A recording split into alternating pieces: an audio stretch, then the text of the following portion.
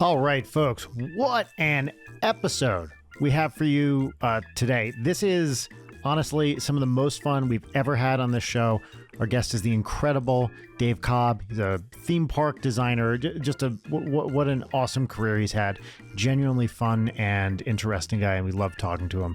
And this is one you definitely want to see the video version of this. So go to patreon.com/late night. Sign up at any tier to get the video version. Sign up at the $5 a month or more tier to get mini episodes every week as well. We have a very heated Scrabble thing, me and Leighton, going on right now. It's worth seeing because there's it gets pretty competitive. Anyway, enjoy the show. This is a good one.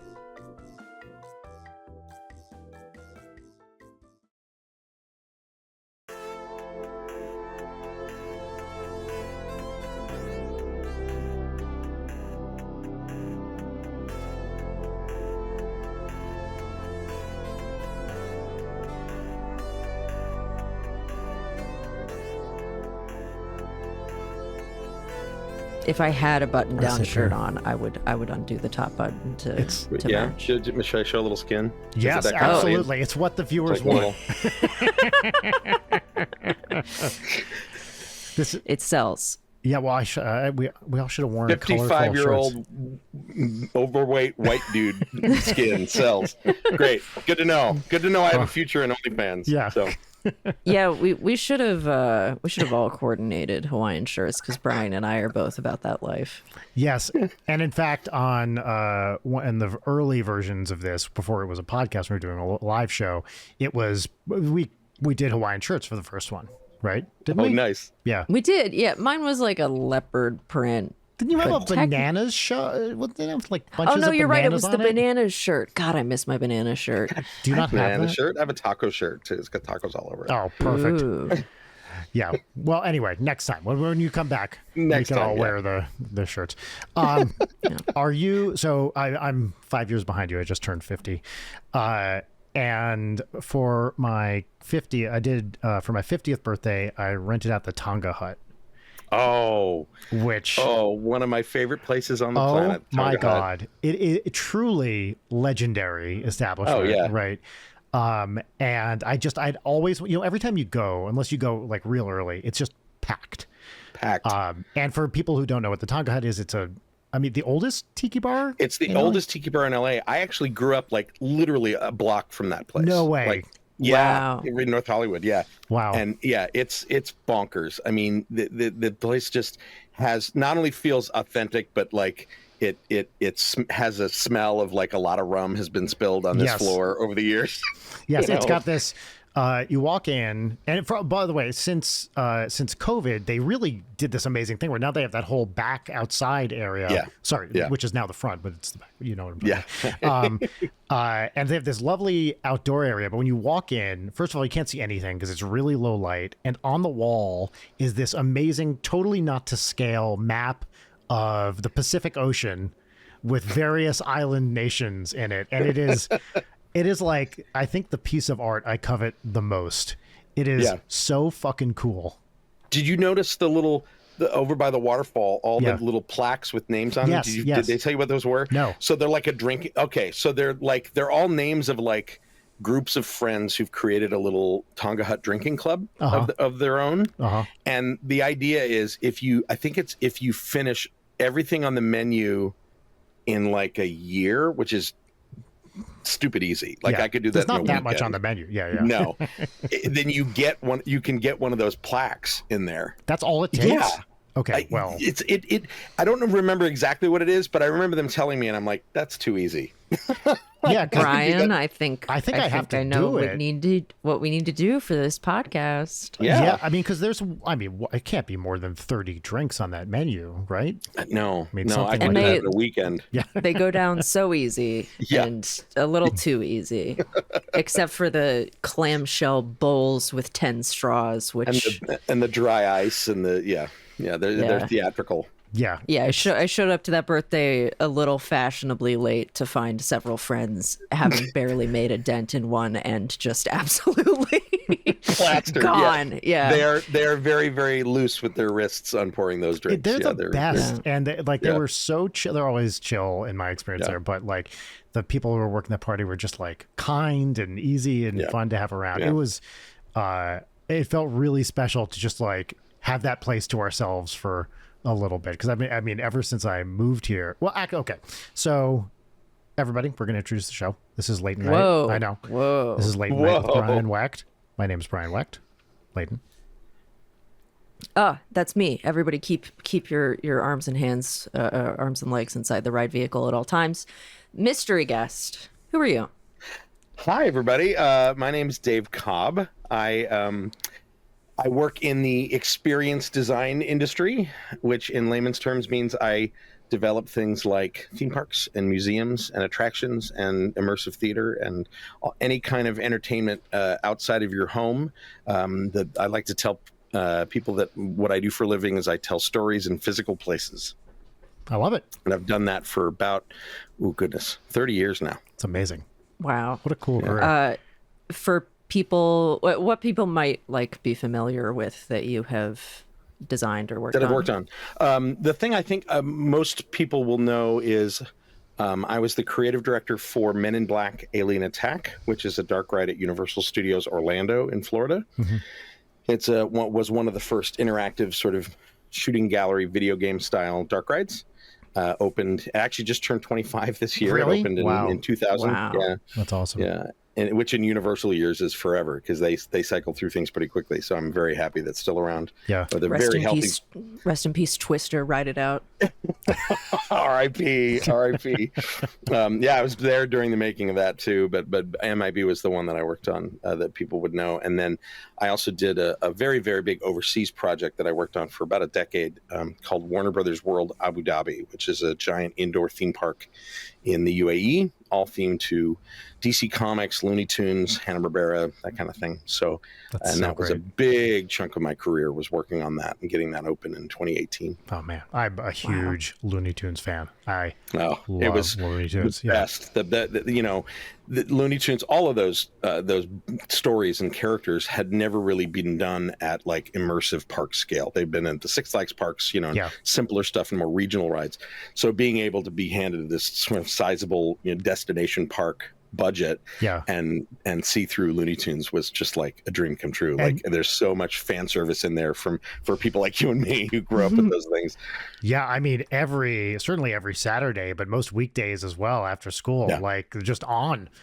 And it's I don't know about you, but certainly at the time, like you're a kid, you're like, oh, that's funny, that's cute. You see it, and then you get a little older, and you're like, yes, and it's gorgeous. What? Yes. And the voice acting is like the greatest you've ever heard, and it's funny. I learned everything I know about classical music and drag. Yes, from Bugs Bunny. So an icon, a diva, right? I had this book of sheet music. I'd have to look up exactly what it was, but it was a pop songs used in Looney Tunes compilation. Had the big, orange circle. Is there a canonical name for that's all, folks? Orange circles? No, it's just the. I think they call it the Looney Tunes shield or the Looney Tunes. Yeah. I don't. It's funny that I don't know if there's a term for it. We actually, in one of our rides, we actually ride through it at the end. Wow. That's all, folks. Yeah, the vortex or the Aegis or something. Right. So anyway, the cover had that, and then all the characters popping out of it, and it had that was my first exposure to a lot of those pop songs. So it had Merry Go Round Broke Down, but then just other things that they would. There's one cartoon where they used it, like Nagasaki, back in Nagasaki, where the fellas chew tobacco and the women wakey wacky, woo, that, and like all hello, these. Hello, my baby. Hello, my honey. Hello, my ragtime gal. 100%. Yeah, all these the frog. Yep, Michigan J Frog. Yeah, all these great, like mostly I guess 20s and 30s, maybe 40s pop songs. 30s to 50s. Basically. Okay, cool. Yeah. And mostly 40s and 50s. I learned them by figuring them out on the piano, and then when I would hear them, I'd be like, oh yeah, it's that one, sir.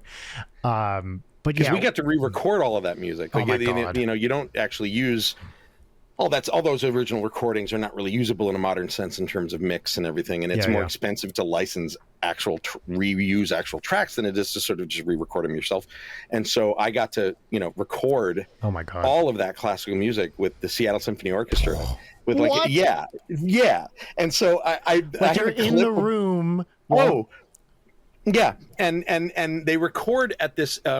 It's this college in Kirkland up near Seattle, and it's used to be. I think it was some sort of religious school of some sorts that it changed into something else. But they have this big sort of church building. Yeah, it's this big sort of X-shaped, beautiful cathedral space, and the acoustics in it are they're just unbelievable reverb, natural reverb, and so.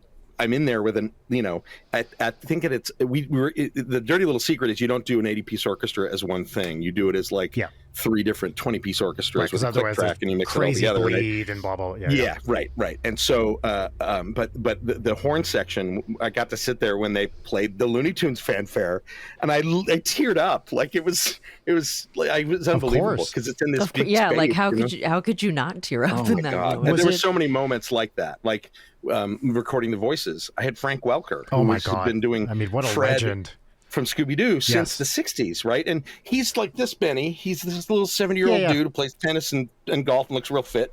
And then he opens his mouth and it's Fred. And it's like exactly Fred from the 60s. And it just doesn't, like you see his face and it doesn't make sense. It doesn't work, Yeah.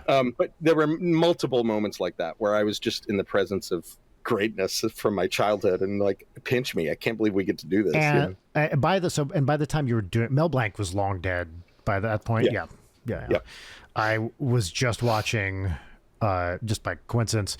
Well, actually not by coincidence because I watch these literally all the time. Mel Blanc on Carson in the 70s with Jack Benny, and he just comes out again, little old guy. Yeah, he's got the little mustache. He looks kind of doughy, and he's just kind of. Out there, and then suddenly it's every voice you've heard for your entire life. And then a bunch of the Jack Benny voices that I wasn't as familiar with for very obvious reasons. But the guy is just incredible. Yeah. And I love watching him live do it, and of course Jack Benny's being Jack Benny, and he's just kind of like waving them all. Like it's so great. And the modern guys that do it, like the guy we used for Bugs and Daffy's a guy named Jeff Bergman. And there's a number of different voices. There's a guy named Eric Bauza who does a lot of them. Yep. We use Jeff Bergman, and Bergman does, his specialty is, the three we used him for were Bugs, Daffy, and Fred Flintstone. And the amazing thing was he could carry on a conversation between the three of them. If you closed your eyes, he could literally read Bugs and Daffy dialogue, A and B, going back and forth in a conversation, and you had no idea. It's amazing. Like, for recording reasons, it was better to keep them separate, but he was like, do you want me to do it all in one take? And I'm like, yeah. Can you? So I just saw, maybe you were there too. I went to the Bugs Bunny at the Hollywood Bowl thing a month ago. And I had, again, talk about growing up. When I was in high school, Bugs Bunny on Broadway came out, where they first, were, I don't know about first, but in the 90s, or maybe late 80s, I think early 90s though, were doing it with a live symphony orchestra, the classic shorts. And I didn't realize when I bought tickets that it was the same MD and were a lot of the arrangements and shorts that were on the album I had grown up listening to. And of course these take place at the Hollywood Bowl, and watching it at the Hollywood Bowl, right, with Bugs tapping tick tick tick, right, 100%. And Eric Bauza came out and did a couple voices, and it was just awesome. I took, I have an 11-year-old daughter, and so whole family came, and she was just cracking up. And they showed some new shorts, which were really good too, actually. The new stuff's great. And the new movie that just came out, The Day the Earth Blew Up, I think it's called, is fantastic. We were talking about that on the show a couple months ago. Great. Shockingly, I went in just hearing, it's good, you should see it. And I was blown away by how funny it was. Yeah. The cowboy Is Audrey really into Looney Tunes? Audrey really likes Looney Tunes. Yes. Good. Yay. Because how old is she? 11. You're doing it right. Yep. Parenting, you're doing it right. We make it a point to show her this shit because it's, objectively great. B, as you say, you learn a lot about, classical music, pop music, drag, camp, like just what camp humor is. That's right. If you want, learn celebrities from the 40s and 50s, great. Right. Yeah. We all learned that sneaking around requires a pizzicato violin. That's right. Yes. Blink, blink, blink, blink. Yeah. But I do love with the age range here from Audrey to you two to me that similarly it's like a thing that spans all childhoods regardless of age. I have also talked about on the show, we also raise her on the Muppet Show, which leads to the really fun thing where a 9-year-old is like, can we please see Leslie Ann Warren? And it's like, more Peter Ustinov, please, Daddy. It's like all these like 70s celebrities. That makes my heart so happy. Yeah, right. Me too. And not all of them have, stayed that level of prominence. Some of them are pretty much artifacts at this point, but some of them, including Leslie Ann Warren, are still like, out there doing great stuff. Okay, real shit. Yeah. When are you going to show her The Simpsons? So she's definitely aware of The Simpsons, but we haven't watched episodes together. I think in part, it's time. It's Season time. 5. I started started 5 through 7. It's flawless TV. What's honestly the first like one? 2 through 8 for me. That's 2 through 8. We did just show her The Music Man, so maybe Marge versus the Monorail is the way to go, right? You gotta indoctrinate her into the Phil Hartman lifestyle. Yes, that's so she can grow up and be really mad at Andy Dick. Yeah. The ring came off my pudding can. Here's my peanut, my good man.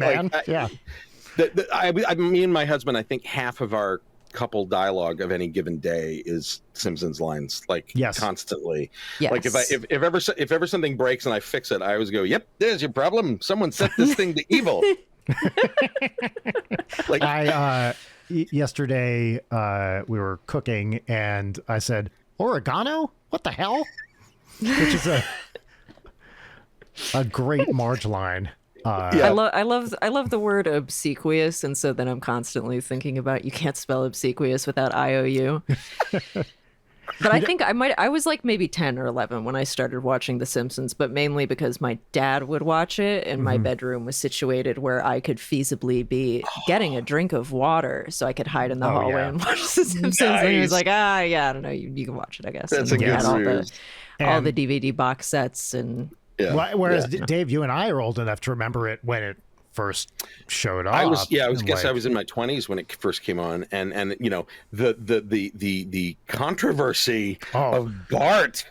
How can he behave like that? He's behaving like that around his parents. Like, kids, you don't understand. Like it was so reactionary about that show, and it was ridiculous, frankly. But it was that was a monstrosity, that show. Here's the thing: like, what has it been? 28 seasons now, something like that. Because it was 92, 91.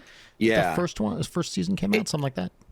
And they're long from the heyday and the high points, but I'm not one of those people who's like, "Oh, Simpsons not funny anymore." I still watch it. Yeah, there's a lot of it. Like a lot of the stories that they're telling now are like they're really high concept and weird. I will say, like, we'll give them that much. In the last couple seasons, they get really odd because when you add up the actual number of days the Simpsons have been alive in those episodes, it's more than their current age, the kids' current age. Like they're in that world now where it's like, all right, all bets are off. We're not in a real place or a real family anymore. Right.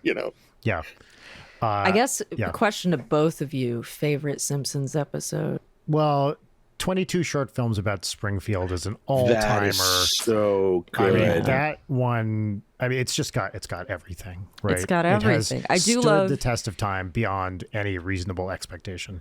I think it was on Doughboys, but Bill Oakley was talking about because he wrote the steamed ham bit, right? And that at the time people were not into that episode, and so he was genuinely shocked that it's had this like meme resurgence right 20 years later, which I love for him. I think mine has to be Homer's Phobia with John Waters. I remember iconic. Watching that in college and just being like, this is the greatest thing. It's the greatest thing ever. I mean, first of all, John Waters just being flawless. Yeah. Like when he has the robot Santa It's like, he's from Japan, but there they call him Annual Gift Man, and he comes from the moon. Like, there's like, again, that's one that we quote all the time, right? The line I think, or the lines I think about from that episode are, Homer, he prefers the company of men. Who doesn't? Who doesn't? Yeah. Who Homer, doesn't? John is a homo. Sexual. Oh, yeah. You know me, Marge. Wait, is this from a different episode? You know me, Marge. I like my beer cold, my TV loud, and my homosexuals flaming. Yes, that's right. Yes. What? Dad, why'd you bring me to a gay steel mill? We work hard and we play hard. It truly a class. I mean, that is peak Simpsons. And the end card at the end, dedicated to the gay steel workers when they're reaching for that rainbow. Like, come on. Yeah. Oh, the moment we get off this recording, I'm rewatching that one. It's just, and then like when the steel mill converts to the anvil, right, and they all start dancing. You're all a bunch of freaks. Oh, be nice. I wonder when that bar. when that came out, did most people watching The Simpsons know who John Waters was in like Middle America? Did people know him? Well, I mean, at that point, you had because Serial Mom had already come out at that point. You had Crybaby. You had a couple of his Crybaby was pretty big. Pecker. Right. When was Female Trouble? Way before that. 78, 79, I think. Maybe one of the best earlier. movies of all time. Oh, yeah. Absolutely. Undeniable. But yeah, I think, if anything, they may have had a passing knowledge of him. But, The Simpsons was that really great balance of there are middle America regular old families who tune into this because it's an Americana sitcom, and then there's a bunch of weirdos like you and I who get every reference. That's right. Right. Yes. And that was the hat trick of The Simpsons, was that it worked for this really broad audience of like smarty pants jerks who were in it for every single reference they could put in. That's right. And other people that were just there for the funny Homer jokes and the funny kind of family humor. Because you had George Meyer and Conan and Bill Oakley and all these legends, freak John Schwartzwelder. Yes, John Schwartzwelder. Dana Gould. Oh my God. Yeah. Fuck, Dana. Ugh. It's so funny watching some random episodes here and there that I haven't seen in a while, and after a couple of minutes being like, yeah, this is a John Schwartzwelder one. Yeah. It's like a weird obsession with early Americana and also hobos, question mark. Yeah. Oh, I think my other favorite episode would be the Japan one. Yes. When they go to Japan. Yeah. And what's the name of the mascot that he looks like? Mr. Sparkle. Mr. Sparkle. That's it. Yeah. There's your answer, fishbulb. Layden. Actually, here's what's funny. Sitting on my desk right now. Bum, ba-da-da. Oh, there it is. Oh my God. Mr. Sparkle. That's amazing. I love that episode. Layden, what's yours? What's your favorite one? It's Cape Fear. It was my favorite when I was a kid. It's my favorite now. When I watched the actual movie Cape Fear, I was really there was a disappointing lack of rakes in there. Mm-hmm. But also, like, where I'm from in Wilmington, the Cape Fear River is like a big thing there. So it was like, it's like where I live. Yeah. But I had a thing recently when my dad was here where I found like a 7th season episode I had never seen before. Oh, wow. And I got to watch it for the first time. And it was The Day the Violence Died, which is a fucking hardcore banger. Yes. It's a banger, yeah. Which was so I can't exciting. believe you hadn't seen that one. I know. I feel like maybe we didn't have that. Maybe like one of the discs from that box set we didn't have or something like that. But yeah. I mean, do you follow Dave Itzkoff on socials? Who's that? He's a writer of some stripe. I forget exactly what, but he is the guy who, no matter what is happening in the news, he has the frame from The Simpsons that he can post with the words in the Simpsons font right there, reaction to everything, and it's always the exact perfect one. He is worth a follow. Amazing. If only for that. Yeah. Okay. So yeah. Have you been on the Simpsons ride up at Universal? No, I haven't yet. I walked through the Simpsons town there, but I haven't been on the ride. It's a simulator ride. It used to be Back to the Future, which was one of the first things I ever worked on was that. Oh, wow. Really? Yeah. Wow, I'm a baby, but I was at least around to go on that ride and be very scared of it. It's a classic. It was a classic. But I love the Simpsons version of it. The CGI is like so incredibly janky, but like the pre-ride experience and the actual ride, it's just so amazing. They managed to pull all of the episodes that are pertinent to theme parks, which is really great to play in the queue. But then there's a bunch of stuff they animated, especially for the ride. And my favorite bit is when you see Doc Brown and he's at the Institute for Future Technology, which is what the Back to the Future ride used to be, and he's selling the building to Krusty. That's awesome. Oh my God. Right. So they literally tie it to what used to be there, which is amazing. That's so great. Yeah, and you have Sideshow Bob. Sideshow Bob was always my favorite when I was a kid, and to this day, the same. Yeah, it's one of the few rides that, especially a ride film, kind of film-based ride, a simulator, where you can ride it 5 or 6 times and you get something a little different because there's so many jokes. Like the writing in it, it's just joke after joke after joke after joke. And it took me a good 5 or 6 rides to really hear all of them, basically. Wow. I think my favorite is when because they parody Universal attractions in it. I don't know if you've realized that, Leighton, where they do, like, the Waterworld show is the Wet and Smoky stunt show.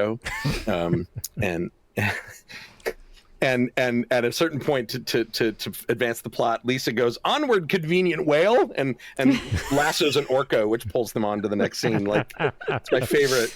It's my favorite. That's so great. Yep. So I guess so many questions here because I'm a big theme park dark ride head, big part of my childhood, doing the 10-hour drive down to Florida to go to Universal Studios because I've never been a big Disney head. I just fucking adore Universal Studios, even the one here, which kind of sucks, but has like in comparison to Florida, when you grow up on the Florida one, it's like, welcome to Universal Studios Hollywood, where there are escalators. but the escalator's one of the rides. Right. Basically. The studio tour and the Waterworld stunt show, worth it every single time. That stunt show rules. Yeah, that's really fun. I do Halloween Horror Nights every year, which is like literally the best day of the year for me. I'm so excited to go. But I'm curious, when you were a child, what were the attractions that like really wowed you? Well, I would say my creative origin story is probably the Haunted Mansion at Disneyland. Mm-hmm. I actually have a tattoo commemorating it on this arm, but it's in doing this tattoo. The artist I was working with is a really great guy, local guy, and he was like, don't hand me a design. I'm not a Xerox machine. Let's talk about what it means to you. Like, I wanted it to be all of my tattoos are I've got 4 and they're all very scrapbooky, right? Mm-hmm. And that was the first one, and they are addictive. So that I didn't expect at all. And for the listeners who don't have them, if anybody ever tells you they don't hurt, they are lying to you. They hurt a lot, but it's like 4 hours of low grade pain. So you get so many endorphins that when you're done, you're like, oh, when do I get my next one? You are stoned, and I love it. And I will say, yes, they do hurt, body area dependent, but also because I'm an insane person, I love it, and it becomes like a meditative. I only have 2 tattoos, so thank you. It's meditative. Like, my eyes roll back in my head a little, and like, Leighton, are you one of those people when you're at the dentist and you get your teeth cleaned, you kind of zone out because it's kind of painful, but also this humming in your head? That is exactly me. Yes, I am that. Yeah, I don't have any tattoos, but I'm exactly that at the dentist. You can't do it at the dinner with mouth stuff, especially when they do the like drilling where you have tooth dust in your throat. No. Yeah. But Brian, that's a similar. I get into a very similar headspace whenever I've gotten a tattoo. It's very similar. Anyway, so the guy was asking me, like, what is, let's talk about why the mansion's important to you. And so I really had to think about it, and I was calling up stuff on my phone and showing him a reference, and it sort of boils down to sort of 3 big moments, really. The first time I wrote it, I was probably 4, maybe 4 or 5 years old. Yeah, I think me too. There's a lot of build up for what it's going to be, and it's ultimately not really scary. There's not really things that jump out at you. No. But the thing that stuck with me at 4 is in that first creepy hallway when you're going down with the doors that breathe and stuff. Mm-hmm. there's a wallpaper pattern that's very famous now. It looks kind of like a Victorian flocking pattern at first, but when you look really closely, there's all these little faces, these little like banshees and little demons, like hidden in like eyes hidden in this flocking. And at 4 or something, when I finally saw it, I couldn't unsee it. Mm-hmm. And so I had nightmares about those little faces, the banshee in particular. There's a big screaming face. I had nightmares about it, like growing out of my ceiling when I'm trying to go to bed at night. Like it was Frighteners style. Yeah, very, very. So I imprinted on that pretty hard. And then I was a, theater kid, shocker. And I was like 10, maybe 12, and was in the library looking up things about Disneyland, and I asked the librarian, I'm like, how do they do the ghosts in the Haunted Mansion? And she goes, oh, that's an old stage magic illusion called Pepper's Ghost. I know exactly where to find that. She found me this book about stage illusions. And all of a sudden, amazing librarian. Wow. Yes. And like 12 or 13, all of a sudden it's completely demystified for me. It's not scary anymore, but I'm leaning forward even more. Like it's even cooler now. Yeah. And then, so I've learned about how it all goes together and all the theatrical tricks they use. And then later, as a young adult, I got a season pass in like my late teens.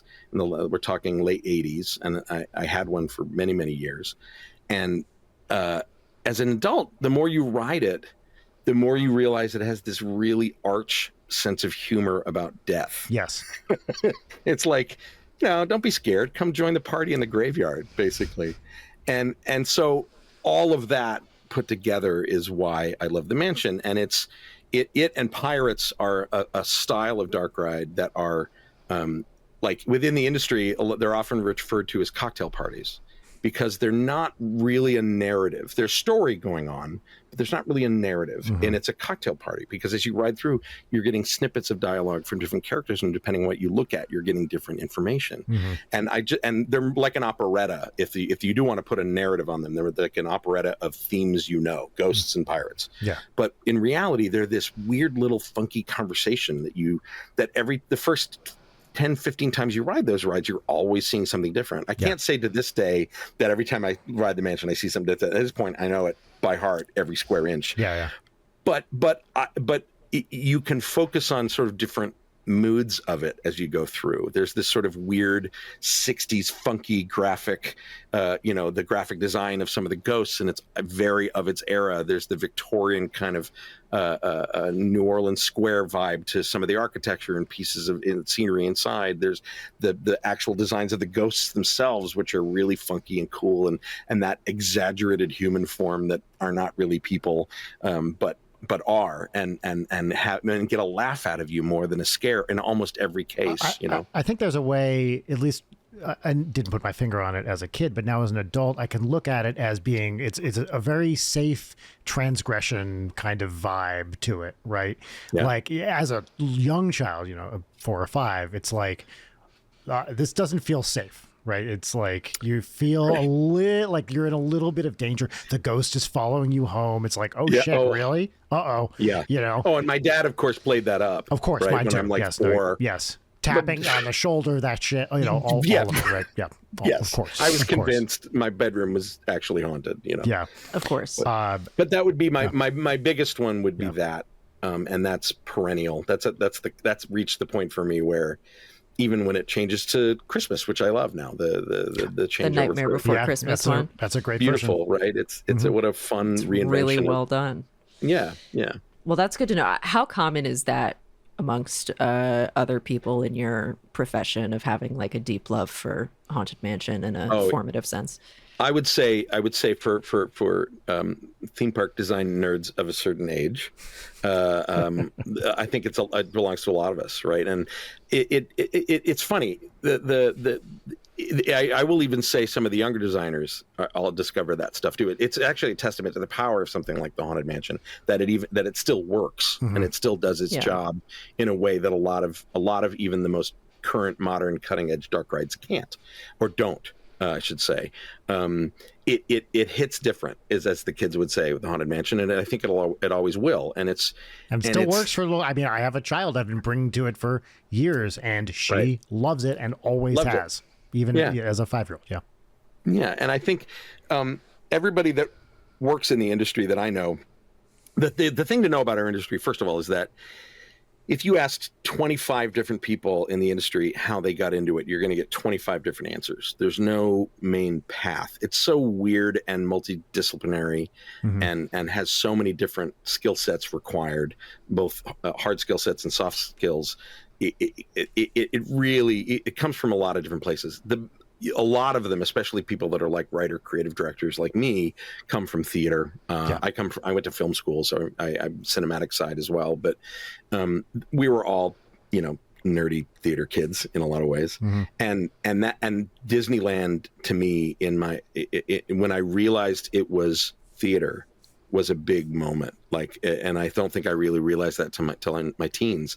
And I started to read the old Disneyana magazines and read up all the books about, the history of the park and stuff. When I started to learn all of that, you start to learn about things like sightlines and compression and expansion moments of guest flow and all these things where it's like, this is theater without a proscenium, or it's cinema where the camera is the guest. Right. And I think that all of us had an aha moment for that. And I think mine still is rooted in the Haunted Mansion for the most part, because of the ride vehicle is a perfect example. It's slow. It's not thrilling, but it's a camera, and it's the Omnimover tells you where to look. Right. And it also told them where to build things. So it let them be economical about what's themed and what's not, Yeah. So I think the commonality for people that do what we do, first of all, we're all nuts. Second of all, we're all not millionaires, because it is not a business to be in if you want to make a ton of money. But once you're bitten by the bug of doing this, it's really hard to shake. I lucked into it in a lot of ways, and I'm very, very lucky to have worked on kind of the scale and scope of things I have done.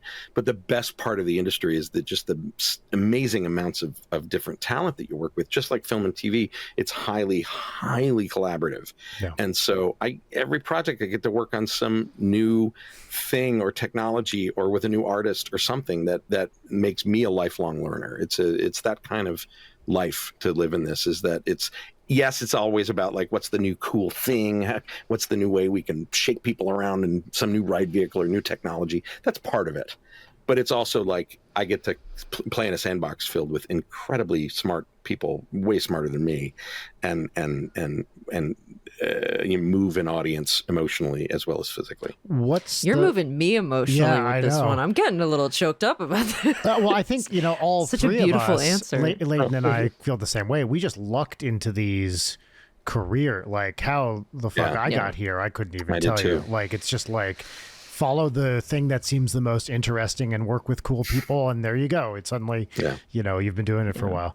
And I guess all three of us are about pleasing an audience with the silly little things that we make. Well, so I actually that's a question I had. So one of the for what I do, which is mainly music. Dick these jokes. Days, elevated dick jokes, but yes, dick jokes. Sorry, that was really dismissive of your extremely impressive career. I'm sorry, I shouldn't. That was a low blow. Appropriately dismissive, I would say. Yeah, a low blow, such as a kick to the crotch. All right, I'm gonna go now. Thanks, guys. Good night. For me, in what I do, it is very easy to do stuff essentially for myself, meaning that I can write a song that I like, that I find funny, that I blah, blah, blah. And because it's so small scale, that's simple for me. So I'm curious, for the kind of thing you do, how much can you do that's kind of for you to make yourself happy, a thing you like that maybe isn't going to be focus grouped or blah, blah, blah, blah, blah. Do you know what I mean? How much can you do the thing that you like? That's a great question. I think my honest answer is a lot, because at the end of the day, I love this stuff as an audience member. It's not really an auteur kind of business. As much as the specials about Disney Imagineering want you to think there's some person on high that everybody needs to revere. Those people will also say, no, that's not how it works. This is a combination of engineering and architecture and theater and cinema. And it's one of the most highly collaborative things I can even think of. Crazy. Right? The fact that this stuff comes together and is successful at all. Yeah, we have hundreds, if not thousands, of people in some way affecting it. Yeah. So my honest answer is, yeah, there's a lot of things that the litmus test that we put things through of whether or not an audience will like it. Sometimes you get focus groups and things. Sometimes these concepts are tested, especially with the larger companies, but not always. Mm-hmm. And some things you just learn as you do it. A good example is the Warner Brothers Park in Abu Dhabi has Looney Tunes and DC Comics and Hanna-Barbera and Tom and Jerry and stuff. And we like to think of the popularity of those things from a Western perspective, but in reality, like, yes, they know Bugs and Daffy and Tweety and the Looney Tunes, and they know Scooby-Doo and the Flintstones, but those are fairly recent. In the last 20 or 30 years for them, especially in streaming and the straight to video Scooby-Doo movies and things like that. The most popular brand we put in that park, believe it or not, was Tom and Jerry. Wow. And when you realize why, it's because it doesn't require language or translation. It's all slapstick. Just slapstick, yeah. And it's been playing in cheap syndication on every TV set in the world for the last 70 years. And so everybody knows it. Everybody. Smallest child. Syndication is how we knew Looney Tunes growing up, and all that stuff. And they know, they knew Looney Tunes because of that as well, but a little bit less. Like we have a Tom and Jerry, so there's a Tom and Jerry ride. It's called Swiss Cheese Spin, and it's this spinning coaster indoors like Space Mountain, and it's a chase fight between Tom and Jerry. So it's very cute. And at the exit, there's like a character meet and greet, and they're there occasionally. And we were there early, like for opening week, right? And I'm going around with the talent directors and making notes and observations and things. And we're watching people interact with these fuzzy head, the traditional characters. And these two guys next to me, I'm just out of earshot. They're waiting their turn. They're in their 20s, and they go, "Why are they friends? They shouldn't be friends." And a light bulb goes off in my head. I'm like, "Oh my God, he's right." So the performers go on break. We go backstage. They take their heads off, and we talk. And I'm like, "Here's what I heard," and they're like, "Oh my God, you're right." And so they work up this frenemy, back to back, push shoving each other. And they work up a little business, and they come back out, and the crowd ate it up. That's awesome. And it was just one of those things where it's like, you look at these things from a branding perspective, and it's easy to go, "Oh, Tom and Jerry, the cat and the mouse, and they are who they are." And it's like, people have an emotional ownership of these things for a very particular reason, and that's a perfect example of learning on the job and learning from the audience. Yes, totally. But I there's a lot of me and a lot of the teams that I work with in this stuff, because especially in something like Warner Brothers World Abu Dhabi, because we all grew up with these stories, and we are translating them for an audience that mostly knows the basics of them, but we had a canvas that was this incredible scope and budget. And a good example is Looney Tunes. I mentioned this briefly before. So our Looney Tunes area is this small town. It's like a small early century American town. And it's got a little vaudeville theater where Bugs and Daffy got their start. We gave them a little backstory. And there's a big spooky mansion over in the corner. And that was the old rail baron or oil baron who started the town. And now it's this spooky museum of mysteries for the Scooby-Doo ride. On the corner of town there's gates that lead to a brick sort of warehouse building. It became a boom. And at a certain point, it became an industry town and a boom town. And that industry is, of course, Acme, right? Yep. And so...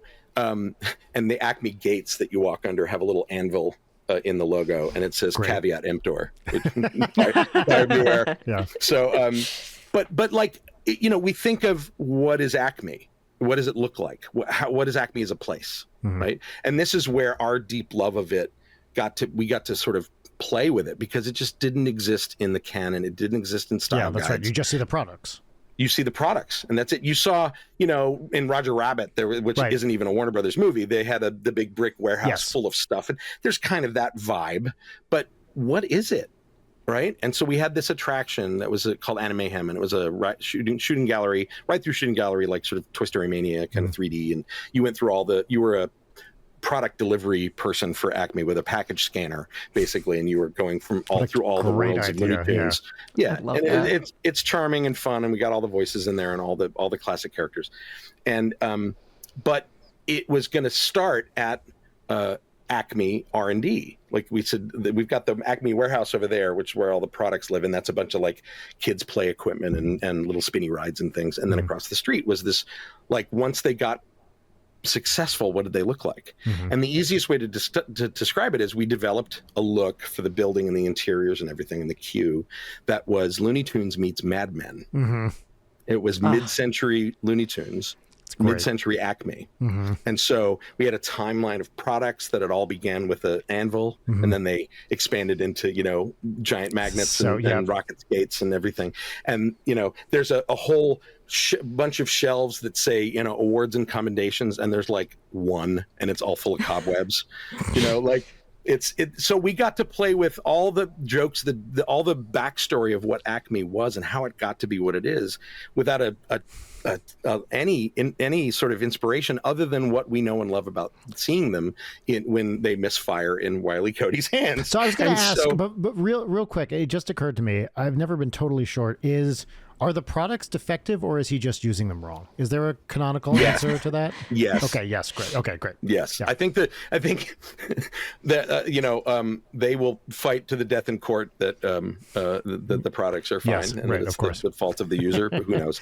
I mean, we have a movie that we're waiting to see, Coyote versus Acme, that is going to maybe answer that question. And it's supposedly great. I have friends who saw it. I'm very excited to see it. Release the cut. I want to see it so bad. I'm very excited. Yeah. But things like that, like those kind of details, are things that are representative of our team's love and our deep understanding of these things. And so I would say quite a bit. If we're lucky, we can put quite a bit. And then you do run into things where there's you know, brand assurance, and there's the people that have to approve things, and there's always going to be stuff like that. But I've never had a moment where that stood in the way of us doing something that made us laugh, or that we thought that would make the audience laugh. Because at the end of the day, we're our own worst audience, and if we're going to see Looney Tunes, I want to feel it right. You know? I have always been a strong believer of constraints enhancing comedy. Right. Absolutely. And it's sometimes you just can't do a thing for whatever. It's a technical thing. It's a time thing. It's a budget thing, whatever it is. There's always a way to turn that into a feature, not a bug. Right. No matter what absolutely. It is. Yeah. And it's also most of the time, the first joke that you write is not the joke. Right. You need to get like 5 revisions in. It's like, oh, that's what it is. And what we do is very similar, right? The first draft of that script for Animayhem was not what was finally built, and it went through many iterations. And yes, there are scripts like I'm a writer for Dark Rides because they need writers, you know. But it's the other thing is just the products as a whole that we work on. Everybody likes to think, oh, Blue Sky and, you know, Disney Universal, they come up with these great, big, huge ideas that are super fun. It doesn't start with that. Unfortunately, it starts with a very defined constraint, which is a feasibility study, which is what kind of capacity do we need?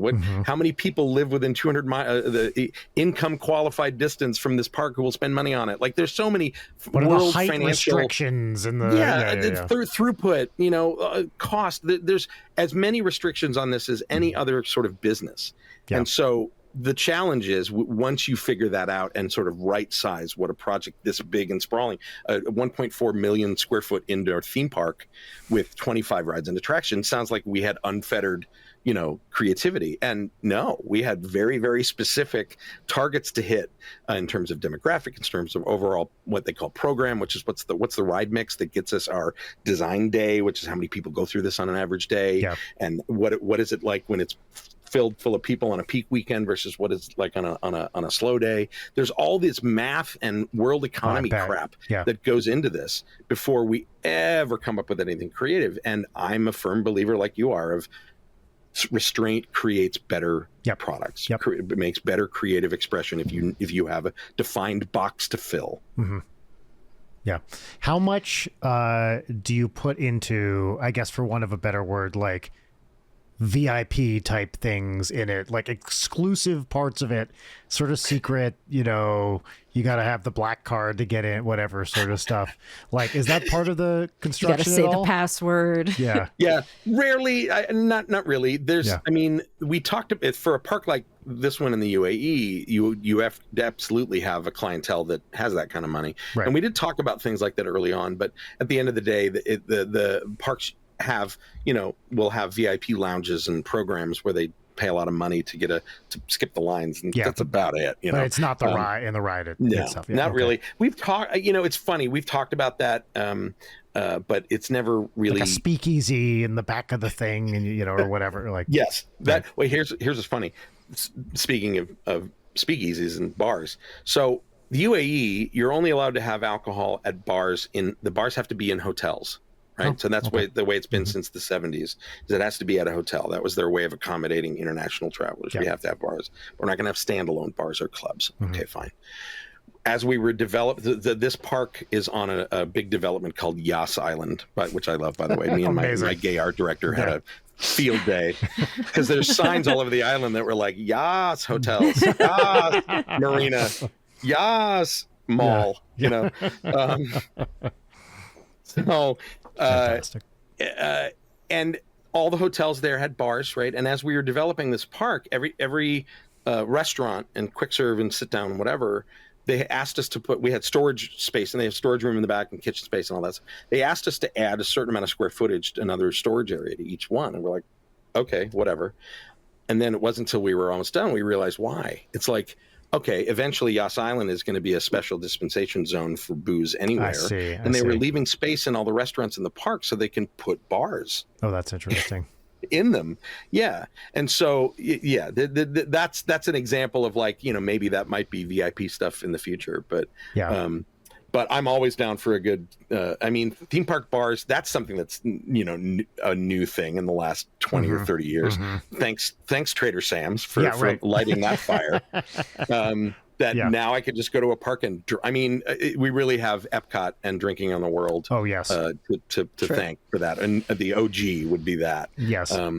But my favorite of those now is at the Epic Universe, at Universal's new one. It's in Dark Universe, which is the Universal Monsters Land. It's called the Burning Blade, and it's literally the windmill from Frankenstein, and it catches fire every 15 minutes. I'm not kidding. That fucking rules. It rules. And the bar is kind of it's like a little hillock mound, and you go through this like secret passage that leads to this little bar underneath, and it's the characters that staff it are all monster hunters. Oh my God. So you're right?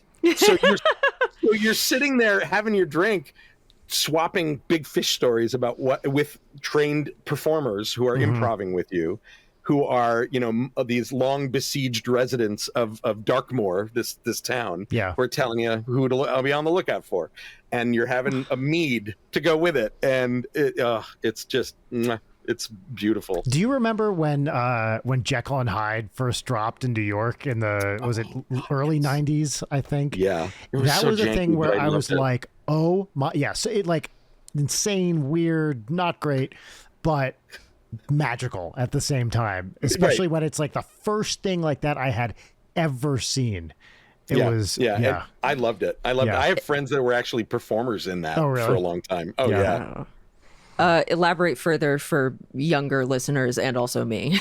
So Jekyll and Hyde was a restaurant and bar in New York. And did they ever do it? I think they may have done another one in another city. I don't know offhand. I believe they did, and I can't remember what it was. Like there DC was or Boston or something. There was something else. And I think there was something that wasn't a Jekyll. I thought it was affiliated, not Jekyll and Hyde, but that same kind of Victorian. Same idea, but a different theme. Yes. And what was it? I forget. Fuck. But what it was a themed restaurant, which were, you know, booming in the late 80s and early 90s. The Planet Hollywood kind of Planet Hollywood, Hard Rock. Yeah. To a lesser extent, Dick's Last Resort, the one where the waiters are mean to you. My favorite was the big yellow submarine one at the Century City Mall that was called Dive. That was the Spielberg was involved in, evidently, and it was all submarine sandwiches. That was the gag. Amazing. Okay, whatever. But it was a themed restaurant, dining, and bar experience that was you were in a gothic mansion style horror, like a Universal horror film. Yeah, basically. pretty much, yeah. And all the waiters were performers, and everyone was improv. And there's kind of a riff on this in Kimmy Schmidt, right? Yes, yes, right. He's a werewolf there, I think, as his day job. That's right. Yeah, and so you would be served by, Igor and other lab assistants, and all the drinks. And they're doing the accent, and he's talking like this. It's way overdone, and the drinks are all in like chemistry bubbling beakers and bubbling. Yeah. And the food was all pretty tepid, but like it would be like, a steak through a steak, right? And it would all be the food was all themed, and the desserts were all like worms and dirt and bloody cakes and things. So in short, like heaven. Absolute heaven for it was me. The best. Yeah, it was the best and worst, but it was the best because none of it was done with a level of sort of Disney panache or finish. Yeah, no polish. It was better than community theater, worse than Disney, somewhere in between. It wasn't terrible. As someone who's done Halloween Horror Nights a bunch and Not Scary Farm a bunch, I love Horror Nights. Not Scary Farm is kind of the better one. It's not as produced, but it has character. It relies on only actors. One has sliders. And only one has the sliders of Ghost Town. Yeah. And you can't miss out on the sliders. I'm sorry to my Universal friends. I love what you do, but I love Knots more. There's just something sort of homespun about it, and they're not bound by IP, so they come up with their own weird themes and things. Yeah. And as much as I love the production value at Universal, I'm stoked as hell for like Fallout and Five Nights at Freddy's this year. Yes. But like the looping lines in each room that you can hear before and after, it's like, no, because at Not Scary Farm, I fucking love the Wax Museum one is always my favorite. Yeah. Like they're so much fun. I love posting up in a scare zone and then watching children. There was one, the first time I went, it was so magical because there was a girl. With Audrey, I would love to go with you guys. Let's do it. Has she been before? No. Oh, wait, sorry. Maybe she went last year, but I didn't go with her. I think she might have gone last year with a friend. Because you're an absent father.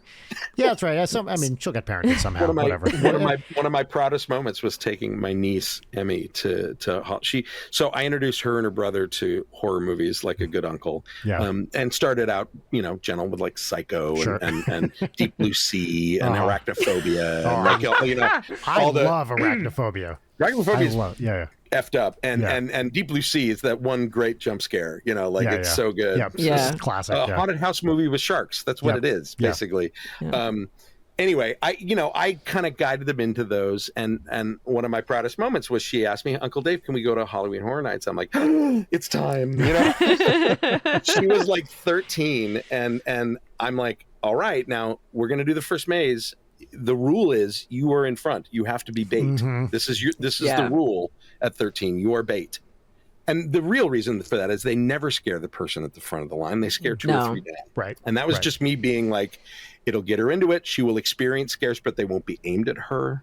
Right. I know what I'm doing. Yeah. And so, but I'm like, if you want to bug out at any time, there's exit signs and we will leave and we'll go home. Like no stress.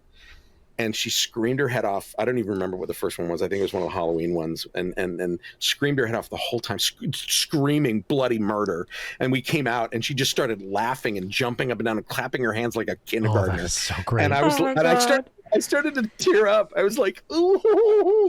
How could you not? That's amazing. Right. She was absolutely, it was bit by the bug, and now she's like, loves horror films. She's covered in tattoos. Like, I've done my job. That's awesome. Getting to go with someone who's really scared, because I fundamentally, I adore it, but Halloween Horror Nights or Not Scary Farm is the most relaxed I am all year because I love that shit. I have PTSD, so I'm like, hyper stressed all the time, and then going to a place where the whole point is to scare you and stress you out. I'm like, oh yeah, this fucking rules. But I don't scream. I just giggle hysterically. So because I'm so delighted by the craft of it and everything. I'm thrilled. Like there was a Quiet Place maze last year where they reproduced the whiteboard that says "What is the weakness?" ? And I was like crying, laughing, trying not to hold up the line because it was like, oh, they know.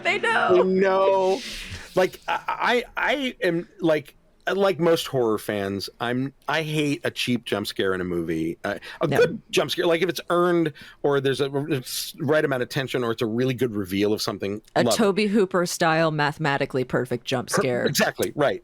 But, your average jump scare, oh, it's just the cat. Like, I hate those. But at Halloween Horror Nights and Not Scary Farm, I love them because, especially the first one, like when I work myself into a lather before these things. I'm a big scaredy cat before we go into Halloween Horror Nights. I'm like, oh, why am I doing this to myself again? And then we go in that first one, and that first scare happens, and my reaction is always this. My reaction is always, and then I laugh. Yeah. And so it becomes over and over again, like really, really upset at these performers for getting me, and then laughing because they got me. Yeah. Like it's just, I am so euphoric and tired after a night at one of those things. It's just like after the first couple of scares, your body desensitizes to it, and you can appreciate the performers because they're all so good, and especially both of them, Universal and Knott's.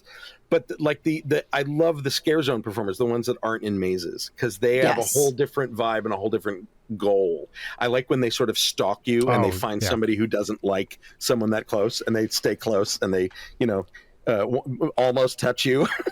Basically, this is what happens to me every time. Like we'll go through a thing, and then all my friends will be like, "That guy was really trying to get you to look at him," and it's like, I didn't. Well, I want to be scared, but like the thing I was gonna say earlier is that we watched this girl become the Joker. It was like a teenage girl in leggings, like running around screaming, and it was like blood in the water because simultaneously 4 sliders converged on her. It was amazing. Like, this girl is never going to be the same after that. But learning the fundamental rule of the more visibly scared you are, the more they're going to go after you. You're a target, So then the real strat is if you start faking that you're really scared and you keep like pretending you have no situational awareness. Yeah. That's the way to go if you want to actually be scared. Yeah, right. Act like you're staring into the middle distance at all times, basically. Yeah. And I like the big events, but like spooky season, which is upon us now. Indeed. Spooky season is my favorite time of the year in Southern California. Correct. It's Christmas for me. Yep. Same. Yes. What's funny is all of my friends are like, "Oh, you're a creative guy. You probably do amazing costumes." I'm like, I never do costumes. I live in a small apartment. I don't have room to do them. I don't have the budget to do them. I don't have the foresight and planning to do them. So for me, Halloween is going out and seeing shit. And like, not just the big ones. What I love about Southern California in particular is you have a lot of very creative people who have lawns. Yep. And you have good weather in September and October. Dude, and so you have like suburban lawn art. If you go through Toluca Lake, I was just about to say Toluca Lake. There's this one house that's kind of on the corner as you go around that always does. Sometimes they repeat year to year, but it is like the craziest. They have a huge lawn. They go insane. It's the best thing we go through every year. Halloween and also. Kind of by the Barnes and Noble on Ventura, whatever that area is called, right behind it in Studio City. Oh, yeah. There's a bunch of great houses over there, too. Like, yeah. There's a website called SoCalHauntList.com. I have been there many times. And it's we basically I put together a little multi-day usually. It's and I usually break it up into 3 different kinds. Spoopy. Which is not scary and colorful and weird. Yep. My favorite RIP, it doesn't happen anymore, but it used to be the Ghost Train in I did that in Griffith Park. It was very fun. The tiny little train that you ride on, and it was this like 6 or 7 mile long track. It was ridiculous. Yeah, like you sit on top of the train, and it's like a shrunk train. Yeah. And there's a Saw themed one. Sorry, I'm looking at this list right now. Oh, I have to go to the Saw one. That's a good one. That's at Six Flags. That's at Magic Mountain this year. But like, we do these Halloween. I do these sort of spooky season caravans over multiple nights, and there's a spooky one, a spooky one, which is like mood, Yeah. and then a scary one. And it's just, there's this embarrassment of riches in the greater Los Angeles and Orange County area where you can constantly find this stuff even year round. There's a couple of scary experiences that happen. You know, they have this little, you know, mini mall space, and they do a haunt basically all the time. I love it. It's my favorite thing. I would like to subscribe to your newsletter so I am apprised of these things. A newish thing that I never saw until I moved out here was the Tune Radio to blank, and then it's a coordinated, you know, light show. You'd never seen that before? I'd never seen that until I moved out here. They do that a lot with candy cane lanes and Christmas. Christmas neighborhoods do that a lot. My favorite thing in terms of like the home haunts, and you can see this in Toluca Lake when you go walk around, is Academy Award winning Rick Baker he lives in Toluca Lake, and he always does a haunt every year, and he's there made up with his fammy every year. I did not realize that. That's crazy. Oh yeah, and there's a line out the door, and it's a long wait, and year before last, he did this amazing Nosferatu makeup on himself, and his wife is like, vampirist kind of thing, and he builds a little set, I don't know how we met, because we literally always go to Toluca Lake every year. I just somehow totally missed this. I want to go to Rick Baker's cool haunt. Yeah. Look for the long line. It's always a long line, and he gives out candy, and it's him. Like, he's right there. And that's what I mean. Like, the people that do this on their lawns in October or in August through October in Southern California are all crazy people. Yeah. And love it and put their own stank on it, if you will. Some of them are high concept, some of them are traditional, Boney clowns and ghosts and things. Yeah. Oh, Boney Island. I see Boney moved to the museum. Yeah, it did. Yes. So does that as a former Simpsons producer. Rick Palizzi. Oh, I didn't realize that. No, I didn't know that. Rick Palizzi worked on the Simpsons for like 20 years, and and he used to do it in front of his house, and the goddamn NIMBYs in his neighborhood made him shut it down. I saw that once. Then they moved it to Griffith Park near the train briefly for 1 year. Yeah. And then they've been at the museum for a few years. Yeah, I think he's doing it at the museum again this year. It's a good place for them. I hope it stays there. Yeah, it's great. It falls under the spoopy category. There's nothing scary about it at all. It's not even moody. It's just silly and fun. It's Coney Island for plastic blown skeletons. You know what I mean? That's right. But it's very cute. They do the haunted museum every year, and it's like, I love it. In early October, we're members of the museum, tar pits, all that stuff, and so we just make it a point. It's like appointment. Got to go every year to the haunted museam. Do you ever do any of the immersive theater stuff around spoopy time, like the Willows or Delusion? Or no, I've wanted to, and I just haven't, for whatever reason. Because you're a huge Sleep No More head. I do love. I love the punch drunk stuff. Oh, I've got my right here. Oh my God, Brian's is right above. Wait, I'm gonna get mine. Hold on. It's right here. Oh, this is amazing. Mine's got blood splattered on it too. This because I went to the naked blood rave. Oh my God. I saw it. Oh, there it is. Nice. This rules. Nice. Oh, I'm so glad I said that. Hold on, I can't. I have to. Yeah, I saw it like I saw it like 5 times. I loved it. Yeah, I saw it. Hold on, sorry. I want to go so bad. Yeah, Brian, you missed it. Mine's splattered with blood because I went to the naked blood rave. Oh, nice. Yeah, I love the naked blood rave. Yeah, I've seen it 3 times, and we lived in London for a while, so I saw a couple of the Punch Drunk productions when they did Votsek, which they called the Drowned Man, I think. The Drowned Man. Yeah. That was... I missed it. Oh, my God, dude. It was incredible, because it's like a golden age of Hollywood type thing, and it was awesome. I've heard. And I love, Votsek, the opera, the Alban Berg opera is like my favorite opera. And I was so excited that it's like a Votsek, it's based on is it Brecht? No. Yes, it's a Brechtian. It's a Brechtian play. And I was just like so excited to see this thing. And it's a punch. It was absolutely incredible. I'm so pissed I missed it. Yeah, it was the best. So I love the punch drunk stuff. There's an immersive Phantom of the Opera now in New York. I heard about this. Yes.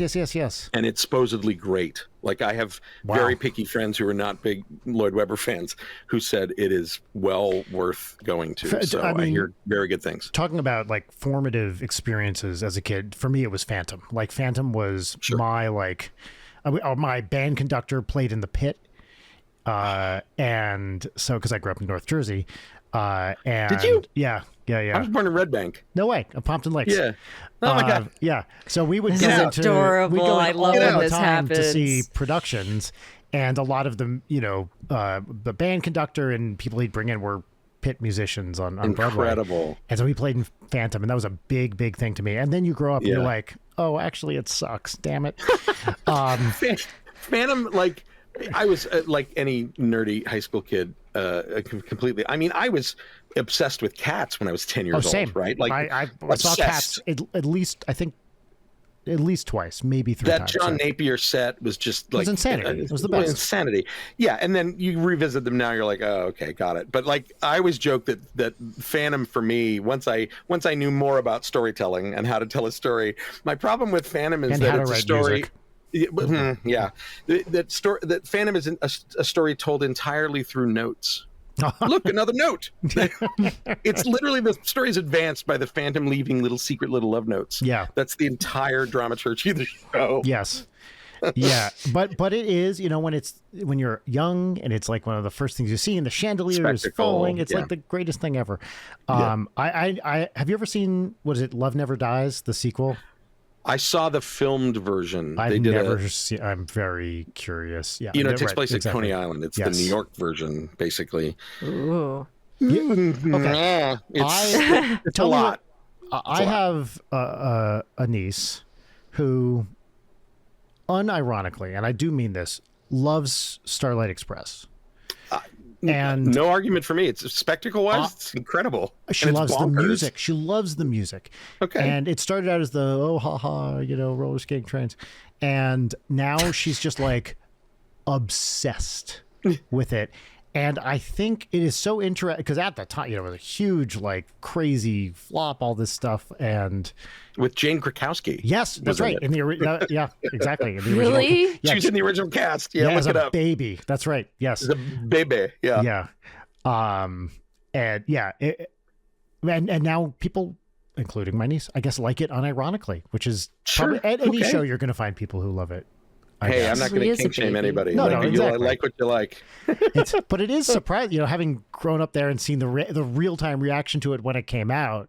Yeah. Like, even as a kid, I was like, "Whoa, what the fuck is happening here?" Yeah. One of my favorite shows ever is Carrie.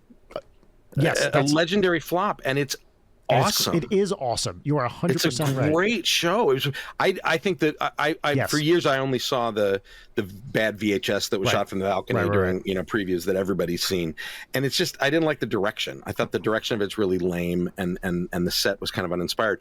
I have since seen a version that was an immersive version where they put you on. I heard about this. bleachers. Yeah. I heard about this. It was in La Habra and Yeah, and the La Habra Playhouse, I think, was it? Yeah, and it was in gym bleachers, and they would move them around, and so it was like you were in the gym. It was That's really cool. good. It was Yeah. really good, and it did the good thing of it took it seriously enough. Yeah. It didn't camp it up 100%. Good. It acknowledged that parts of the story are a little campy and funny, and that's Stephen King. Yeah. I don't think even in the movie it was a mistake that some of that stuff is a little cringy funny. Sure. And they played that up, but when things go bug nuts, it's real hard to watch. It's Yeah. like Wow. shit's going down, and the music reflects it. I love that score. Music's great. That's one of those shows that I will die on that hill. That's a flawed masterpiece. And I've heard, I've heard a number of people express love for this show too. I don't think this is like just a couple people. I think a lot of people really love it. What's your guilty pleasure Broadway show? Let's see. I mean, it's not the guilty pleasure one. Well, I can sit here and be really judgmental. I'm trying not to think. So you can name one that you like, and then I'll just tell you that you shouldn't like it, and then you can feel guilty. Perfect. I mean, Perfect. I'm good at that. I don't think this is really qualifies to be a guilty pleasure, but I do love Assassins. Oh yeah, Like, sure. But it's a good show. Like, there's nothing It's to a be good show. guilty about. It wasn't a sort of mainstream hit. Yeah, I'm trying to think of ones that would actually qualify as like, yikes. I'm not a jukebox musical guy at all. Like, I just, even if the music's good, it just doesn't do it for Speaking me. of jukebox musicals, this whole time, Brian, I've been thinking like I want to get Dave to come back and we do a round table with him and Kevin Perjurer. Oh, yeah. So he's been on the show a bunch of times. He's a buddy. Do you yeah. know? Oh my God. I'm an obsessive fan of Kevin Perjurer, and I've always wanted to meet him. Well, we'll get. Oh my God, Dave! God. Literally before you even said that, I was like, the moment we end this call, I'm gonna message Kevin and be like, "Hey, do you know Dave Cobb?" Yeah. I mean, he probably knows of me enough in the industry, but he's the best. He's he's amazing. Good. And he's so fucking funny. Right. Like, he's one of my favorite guests we've ever had. We'd bring him back and constantly deep if we could. knowledge. I mean, like you. Deep knowledge, deep research, an incredible documentarian, a really amazing storyteller. Like, I don't need to tell you that his Shapeland thing that dives into FastPass. Yes. That was dissected like the Zapruder film in the industry. Like it makes sense. That exposed a lot of there's a lot of bad business decisions behind that he kind of exposed, and it's good. Like, I'm glad that's out there. Mm-hmm. That's amazing. He's going to be so happy to hear that. Oh, he knows. He's got to know. He's got to know. But I got to hear your answer to this question. What's your? Cause yeah, I haven't really answered. I'll tell you. You know what musical that I did it a lot as a kid, always in the pit, and thought it fucking sucked. And I think I might love it now. Is Pippin? Where because so here's what I think everybody who knows about this stuff knew this already. I guess the version that they let you perform in high school and stuff is much less acerbic than the real, like the Ben Vereen original one, and which is fully R-rated. Yeah, and dark and and I think sexy and I think I hated the wrong Pippin. Is what I'm saying, because some of those songs are like that's the name of your biography, by the way. I hated the wrong Pippin. Yeah, Magic to Do. I hated the wrong Pippin. The Brian Wax story. So I think the more as an adult, the more I go back to it, I feel like, oh, actually, I think this is it was a huge hit, right? People loved it. It's performed all over the place. I think I need to reevaluate. I have been reevaluating my opinion of Pippin. So, but I can't believe it's never been. Has it ever been made into a movie? It's such a cinematic. Like, you could easily make a movie musical out of that. Not that I know of. Yeah, I can't think of. I can't think of one. What would mine would be a very easy answer. Mine would be Chess. Oh well, yeah, that's a good answer. Because I heard. Let's ask Leighton. Do you know what is the song from Chess that you know, Leighton? Now Leighton is 28. Thanks. Oh, yeah. You didn't need to drop that. I didn't even know chess was the thing, and I also wasn't paying attention because I'm messaging Kevin to tell him what was just said. So Chess is a musical where the music is by the two guys from ABBA, and the book and lyrics are by Tim Rice, who was Lloyd Webber's. Yeah, and it takes place against the world chess competitions. Yeah, and it's a Cold War defection and story set against a love triangle, and it has every ingredient of being like this. A political thriller musical could be really cool. The book has never worked really well at all, but the songs are incredible because they're more pop songs than they are necessarily Broadway songs. Yeah, and I'm a big ABBA head. The one you would know is there was a hit single called "One Night in Bangkok" that everybody knows. One night in Bangkok and the world's your oyster. Oh yeah. Okay, so that was from Chess. And if you go, Leighton, here's your homework. Go on YouTube and search for something called Chess Moves. This was a VHS tape that they put out that had the 4, I think, music videos that were created, and they're all.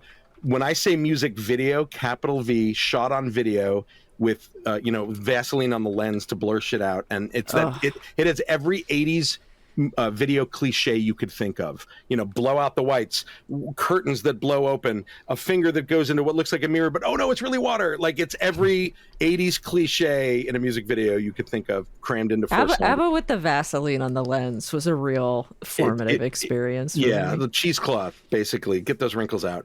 And the 2 women in it who have incredible voices have these giant shoulder pads and these big hairdos. It's very 80s. It is aggressively 80s. And the music for that show, I saw it I remember hearing, obviously, One Night in Bangkok was a hit, and then I bought the album, and this is like 87 when it came out. I was like 17, and I obsessed with it. And that summer, my graduation trip, I got to go to Europe, and I went to see the original stage production in the West End? on the West End. Yeah. Yeah, and so it was that kind of formative, fired on all cylinders, hit me square between the eyes. And again, the more I listen to it as an adult, I'm like, oh, the drama of this is really overwrought. The book doesn't really work very well. It has to be done as a period piece. It doesn't work any other way because it's Cold War. And now they're redoing it. And it's who's in it? It's oh gosh, she was Glee, the dark-haired gal in Glee. Lea Michele? Lea Michele. Lea Michele's one of the leads, and then I forget who the other two guys are, but they've released his version of One Night in Bangkok, and what they've done is they've musicalized it a bit more. It's not quite so synthy 80s pop. It's a little more jazzy. Oh, interesting. The arrangements are, I'm curious to see what they redo in it, because it's one of those shows that has never worked. It opened on Broadway and closed after like something like 100 performances. It was, and they tried to rework it, and they added a song for the U.S. That I know everything about that musical, and it's never been a hit. But it's also a cult. If there can be a cult hit in Broadway, it's Chess. Yeah, because that's definitely true. They have done concert versions of that show in practically every country you can think of, in every language, because for some reason people love it. It's just never staged. It doesn't. It's like, you know what? Another show like that. Jesus Christ Superstar. I love Jesus Christ Superstar as a concert. It never works when it's staged. It's better when it's a rock Apparently concert. the one they just did with Cynthia Erivo was... I was there. You were? Was it amazing? I was there. Yeah. 4.5, almost 5 minute standing ovation for her for when she finished Gethsemane. Yeah. It was... I was a wreck. I was crying my damn gay eyes out. Yeah. But just also, like, her performing as Jesus, first of all, like, what a incredible moment right now for that to happen. Yeah. And then Adam Lambert was Judas. Yeah. And I adore, I mean, he's great. He's a powerful voice, big performer, right? And that show is really Judas's story. Let's be honest. Like, Jesus has only like 2 songs, if that, in the whole show. Yeah. She made it that it's Jesus' story. It was the first time I'd ever seen that show where it really was not all about Judas. It's incredible. And the rumor is that's a test run. That's plausible. I hope so. Did you go see last year the Sondheim thing at the Bowl with Patti LuPone, Brian Stokes Mitchell? No, I missed it.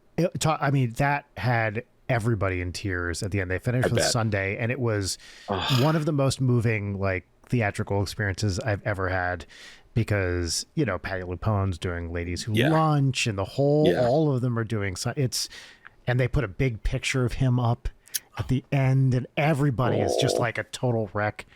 My favorite, incredible. My favorite Sondheim song is not one that a lot of people know. It's I Remember Sky. I don't know that one. Okay, sounds like you don't remember it. I don't. It was never staged. It was a musical that was done for like Playhouse 90 or one of those like 50s or 60s where they filmed it on Kinescope, and there's a DVD of it that you can see. Anthony Perkins is the lead. Oh wow! And it's the weirdest story ever. It's about these reclusive people who don't want to be in society anymore, and so they hide in a department store disguising themselves as mannequins. And then at night they wake up and live their life, and 2 of them meet. It sounds fucking awesome. It's fucking awesome. It's fucking great. And there's a song called it's the show that Send in the Clowns actually comes from. Oh really? I didn't know that. Yeah, originally. Oh. Huh. But there's another song called I Remember Sky, and it's the lead. She's singing about remembering being outside and years of being in seclusion and not being outdoors, and it's this winsome, sad song, and it's my favorite Sondheim. And like you'll hear it in like celebratory shows about him. They'll often include it because it's a singer's probably have favorite. heard it and just never clocked it. It's a singer's favorite. Yeah. Did you see the new Sweeney Todd production with Annalee Ashford and Josh Groban? No. Was it good? So good. That's my favorite. That's my favorite one. And so I saw the one with Patti LuPone playing the tuba. Oh yeah, which was where no one leaves the stage and yes. the whole orchestra's on the stage. Because they did that with Company, and then they did it with Sweeney. Yeah. It was great. And, and as people would die, they would put on a lab coat. So it was like, is it a insane asylum? Is it, it was very cool of meta telling of the story. The best part was, I actually saw it. I saw the original tour with Angela Lansbury here in LA. With Len Crew? Yes. Wow. When I was like 8, maybe. Crazy. My parents took me to that, and it scared the Of fuck course, out of it's me. terrifying. Are you kidding me? Terrifying. That every time Leighton, every time they kill, every time he slashes somebody, there's this it's this what do you call it? Like a warehouse siren. Yeah. And it's done for shock value, and it scared the fuck out of me as a kid. I have a specific story about that exact sound. My wife Rachel and I went to a wedding. So I was traveling. Oh boy, that's a start for this story. Well, so I'll actually back it up. Someone got murdered. I was lecturing in Mexico, and they stuck me in some hotel in the middle of nowhere, nothing to eat, no restaurants around. I ate the hotel buffet. Tactical error. Yeah. I get home. We're going to a wedding from northern New Jersey, where Rachel and I were living at the time. Our friends were getting married in Massachusetts, Connecticut area, 3-ish hours away. I get home from Mexico. I'm like, I don't know about this. Go to the wedding. Get up there, and I am dying. I am like my entire body is rebelling. I have the chills. Unspeakable things are coming out of me. It's everybody had 2 exits, no waiting. Yes. It was terrible. So they start having and these are all dear college friends. The couple getting married are college friends, known them forever. And right after the ceremony, I'm like, Rachel, I'm going to the car. I go to the car. I turn the heat up all the way. I'm just sitting in the car in the middle of New England. It's like fall. It's cold. Heat all the way up. At some point, Rachel comes back in. I fell asleep. She's like, "Should we just go home?" I'm like, I'm passed out in the car. She's listening to her iPod on shuffle. We get about 45 minutes out, and I'm ill. I'm asleep. I'm finally on my way home. The respite is in sight. And then that fucking noise from Sweeney Todd comes on the iPod and shuffle. And I oh my God, jerk out of my seat. Because on the recording, it's the first thing that happens on the original cast recording, right? Yeah. And it's just like, talk about a jump scare. Maybe the most scared I have ever been in my entire life was in this car. And it's also, we're back roads in fucking Massachusetts or something. I've got a fever, and thank goodness you weren't driving. Jeez. Oh my God. Yeah.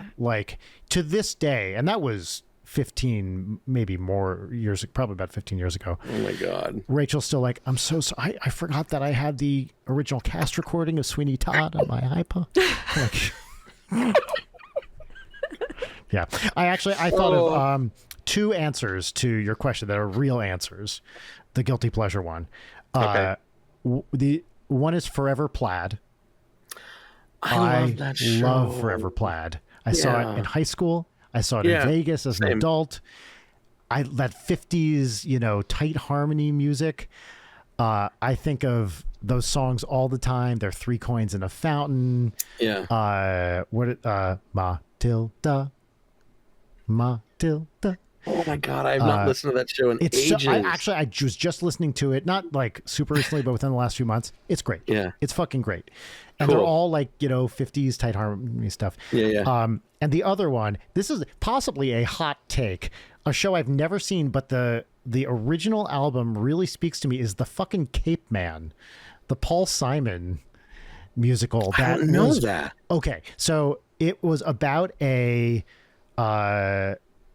essentially I think it happened in the 50s, a Puerto Rican kid or a couple Puerto Rican kids kill a white guy, and it becomes a sensational case. And he and Paul Simon and Derek Walcott turn it into a musical. And because victims of the original families are still alive, it becomes this people lose their mind. The show gets bad reviews. First of all, they said it was not a great show. But I love Paul Simon. And he also pulled the absolutely insane move to release the album of the show with him singing basically all the parts instead of the cast, which is like it was like, what's going on here? But it's pretty fucking great. All right, I gotta look that up. I really like it, and it's I forget exactly when it was. I think it was late 90s.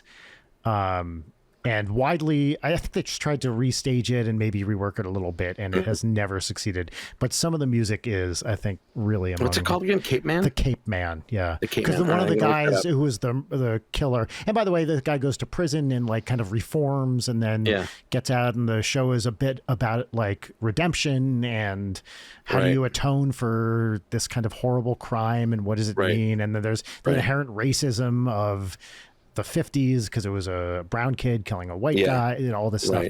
I think some of the music is genuinely touching, and the show is widely reviled. So here's a question, looping back to theme parks. Favorite, and Leighton, you can chime in here too. Favorite song or piece of music from a theme park? Oh, Grim Grinning Ghosts. I mean, for me, hands down, like that's the one. But I wonder if there's a second one. I really have to think about this one. I think there's a certain flavor of post-ride exit through the gift shop that, like, what I term the enjoy the rest of your stay at Universal Studios. Yes. Soaring kind of thing. Yes. Like, that always makes me really happy. Yeah. Yeah. Mine is actually from a show, and it was from the Epcot Millennial show they did in the Lagoon, called oh god, I'm blanking on the name. The fans are gonna kill me. The pitchfork, sharpen your pitchforks, folks. Reflections of Earth. That was what it was called. Reflections of Earth. Gavin Greenaway composed it, and it's one of the few Disney shows that is not Disney music. Really? At all. Huh. No, nothing from the movies, nothing and it is, Brian, you need to listen to it. It's it's called Reflections of Earth. Reflections of Earth. And it was the nighttime spectacular, basically. It was the Kiss Goodnight show. And it was because it was the millennium and it was about Epcot. It was this. You should see if you can find like a recording. There's good recordings of it. There's a really good, somebody remastered it and remixed it on YouTube, and it's fantastic. But I think that's set to video of the show as well. And the show was really cool. That's cool. It was, humanity. It was, we're all together on this big blue marble kind of show, right? And it ends in fireworks and fountains, and it's beautiful. It's awesome. It was music that never failed to make me cry. It was just beautiful. And I've used it, and the proof in the pudding is I've used it as temp like 25 times because it's so good. Like it nails a very particular emotion for that kind of show. So I mean, Grim Grinning Ghosts and Haunted Mansion in general, like that's going to be my perennial go-to favorite. But that, as far as original music for a theme park, that is for Reflections of Earth is choice. I have multiple other, we're hitting our time here. Yeah, so we the should thing move is that I could pick your brain for 8 hours. Let's do another episode. Yes, you have to come back. The first thing I was going to ask was... also, one of our favorite guests, Chris Grace, who's been on the show, an old comedy buddy of mine, and has been on the show like 6 times or something. Like he's ridiculously funny. I love Chris. He's the funniest. He's the sweetest. He's one of. I mean, he's probably been on the show more than almost any other guest. Oh my god! Okay, cool. I love that. It sounds like we should all go to the Tonga Hut together. I think that is a fucking plan. Right, and we'll record a segment for the show at the Tonga Hut after a couple of drinks. Yes, perfect. So the first thing I was going to ask was, what is your favorite / most mourned defunct ride / attraction? Leighton and I had the same question. Very easy. Adventure Through Inner Space, which was replaced by Star Tours. So it was a ride at Tomorrowland at Disneyland that was presented by Monsanto. It was a corporate. This is always the joke that I pull out when I talk about theme parks. Monsanto, yeah, Monsanto. And it was you ride through the mighty microscope, which was this big microscope in the load station, and the ride vehicles went in at full size, and then you saw little tiny ones because it miniaturized you. Great. And you go into a water droplet, like if you go into through this microscope into a molecule, and it was a science base, and it was very abstract and weird and spacey in the music, and you kept shrinking, and there was the threat was maybe you're never going to go back to normal size, but it was also the makeout ride. Hell yeah. People that worked there called it Adventure Through Inner Thigh. Or Adventure Through Inner Blouse. Yeah. It was that's the episode title. It was the location of my first boy-on-boy kiss. Aww. Rest in peace, Inner Space. Rest in peace, Inner Space. It was replaced by Star Tours, and you can find plenty of stuff out there. One of my favorite things is there's a particularly obsessed nerd who has rebuilt it in VR, so you can ride the ride in your Quest 3, basically. So many people do that. Yes. I love that. And then people who are like, here's my family tape from 1995 where we walk up to the ride and go on the ride. And there's a ton of that. Yeah. Like, God bless YouTube for keeping that stuff in our minds, you know? Yeah. But there's a whole community of people that recreate rides in various programs. I knew my Men in Black ride had sort of made it because some kid built it in Minecraft. Like a fully rideable in Minecraft bricks with the soundtrack, and you could fire at things. Yeah, and they were like some 15-year-old kid. Like, awesome. I mean, I wish I had the time. I wish I had the time. Like, I don't know any better definition of making it than someone recreated your thing in Minecraft. Like, oh my god, that's incredible. Yeah. Yes. Yeah, it was amazing. All right, I do want to move on to segments, okay. And I think, Leighton, let's do what's poppin' and then one peach each. One peach each. I know. I have more questions. Yes. Well, okay, I just want to get another one in, which is what is the tech that is happening now in the whole themed entertainment design space that's most exciting for you? It's a great question. I mean, there's a lot of sort of back end things that are changing. You know, like you're seeing use of LED walls rather than projection for large scale video. So a ride like if you look up Battle at the Ministry, which is the new Potter ride at Epic Universe, doesn't use 3D glasses, but it's like 3D without glasses because of how clear and crisp the image is, and there's cool. And the mix between foreground elements and background are the mix of lighting and emitted light video rather than reflected light video, like Transformers or Spider-Man or any of those rides. That's a sea change that the audience may not know, but you're going to see 3D used a lot less because you don't need it as much. Which is great because it's a pain in the ass. I'm a huge 3D nerd. I have a 3D TV. I have a bunch of 3D movies on Blu-ray. Awesome. I love it, but it's also from an accessibility standpoint and everything that is problematic. Yeah. But it's the simplest answer for me is actually AR, augmented reality. I just spent the last 5 years working for a startup doing things with AR, and it's still bulky. It's still ski goggles on your face, but when it can be, you know, your eyeglasses, and that we all can look through these things and see in stereo 3D. Those are sick glasses, dude. Thank you very much. Awesome. ZennyOptical.com. They're my favorite because they're cheap. I have this very pair. Zenny is the best. In like 5 colors. Zenny, give me a free pair for that sponsor. Zenny and Firmoo are the two. Firmoo, really and then there's another one called Zlul, which is a weird one. That's like the weird art school kid glasses. Okay, I gotta get on. ZELOL. Yeah, it's great. But like AR, when the tech gets to a point where it's no more intrusive than a pair of eyeglasses, and we can all wear them to a place like a theme park and all see the same Smurfs running around at our feet, the dream.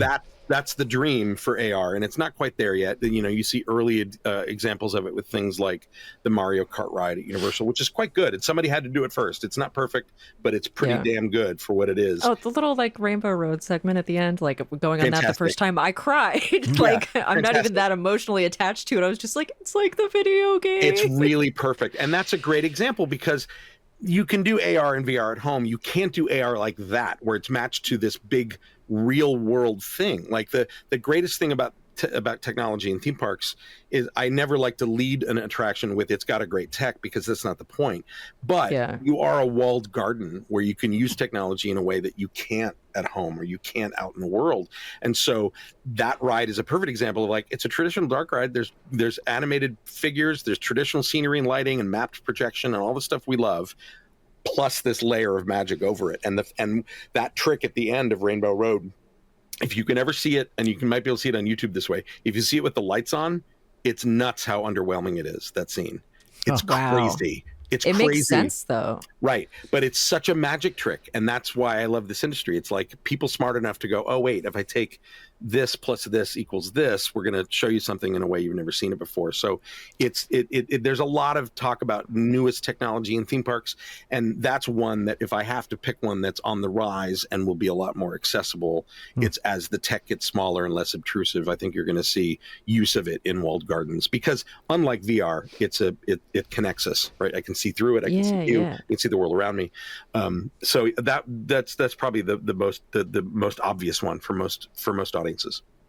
The thing that really impresses me is I forget where exactly it is, but it's the Jurassic World ride that has the circular track with the animatronic dinosaur that chases Universal Beijing, where you're chased by like there's literally a dinosaur on the same track that you're on, and it's chasing you. It's so beautiful. If anybody is listening to it, please go watch the YouTube footage, because it's not just like that's the big crazy part, but the rest of it is so well done. Like I want to go on that ride so bad. It's good. It's really well done. It's and again, there's no necessarily new technology in a ride like that, but it's put together in a way that it's just you look at rides like that, you look at Rise of the Resistance, Disneyland, that Rise of the Resistance is 60 years of Imagineering in one building. It is literally every trick they've ever dreamt up. It's stunning. Synchronized in a way that you've never seen before. Like, you know, I came off of that ride with my jaw down. Yeah, mine too. Like, what the For me, that ride was all about walking into the hangar with all the stormtroopers. There,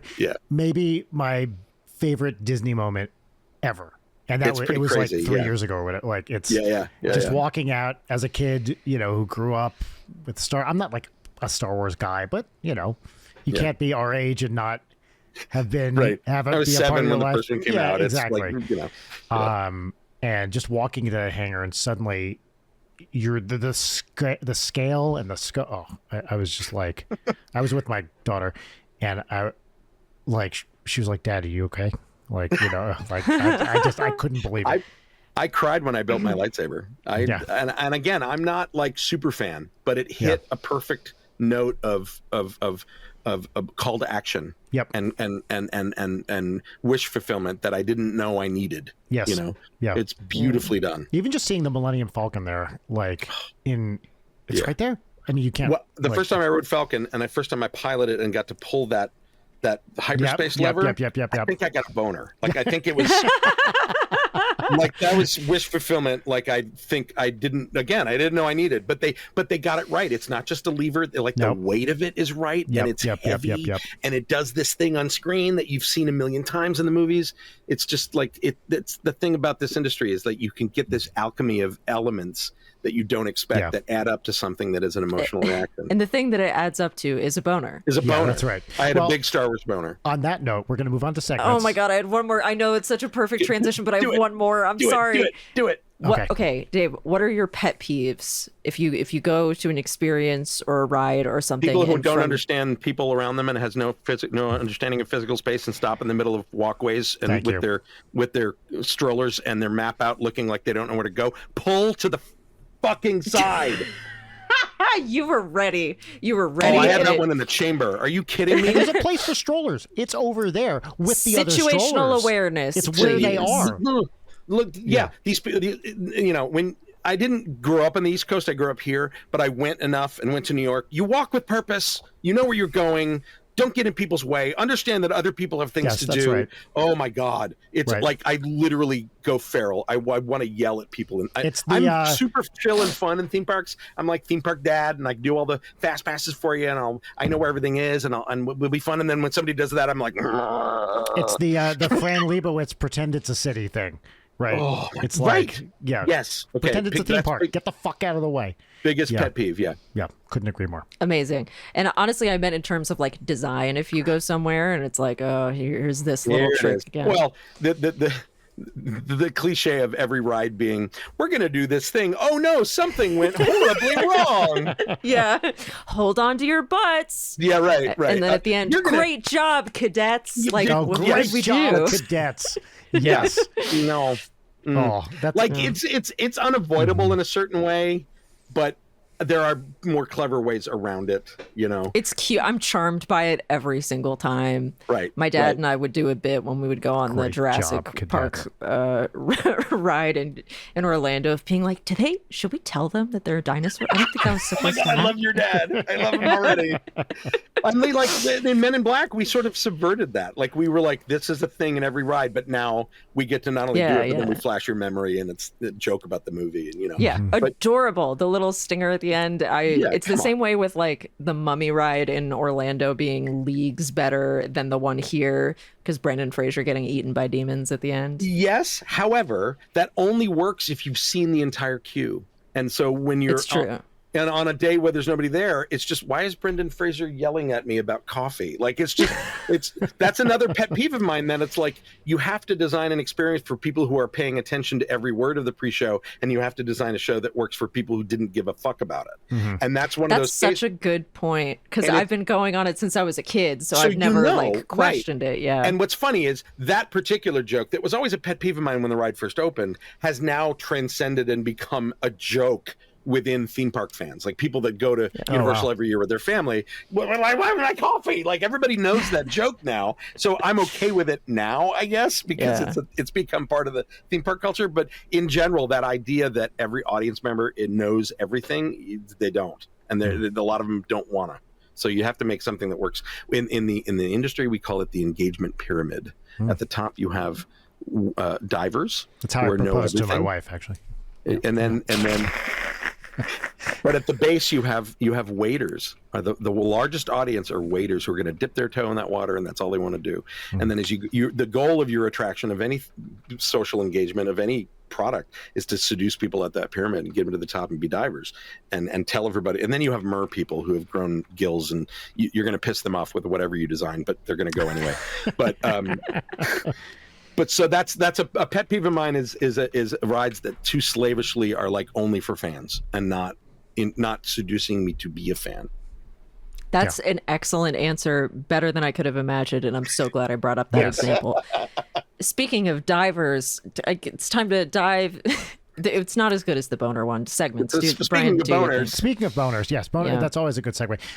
We're going to do two very quick segments because I genuinely want to know, Dave, your answers to these. So our first segment is our pop culture recommendation segment. This is where you get to talk about something you've been enjoying recently, book, movie, video game, whatever it is, doesn't matter. I don't like to belabor the introductions to these, so we're just going to get right to it. The segment is called What's Poppin', and the theme song, which we insert in post and you won't hear right now, goes here. What's poppin'? What's poppin'? That was the theme song. Now, Dave, I will ask you my favorite question, which is, if you were to have heard that theme song, what would you have thought of it? I think it's awesome. I wrote it myself. Thank you very much. I appreciate that. Leighton, what's poppin'?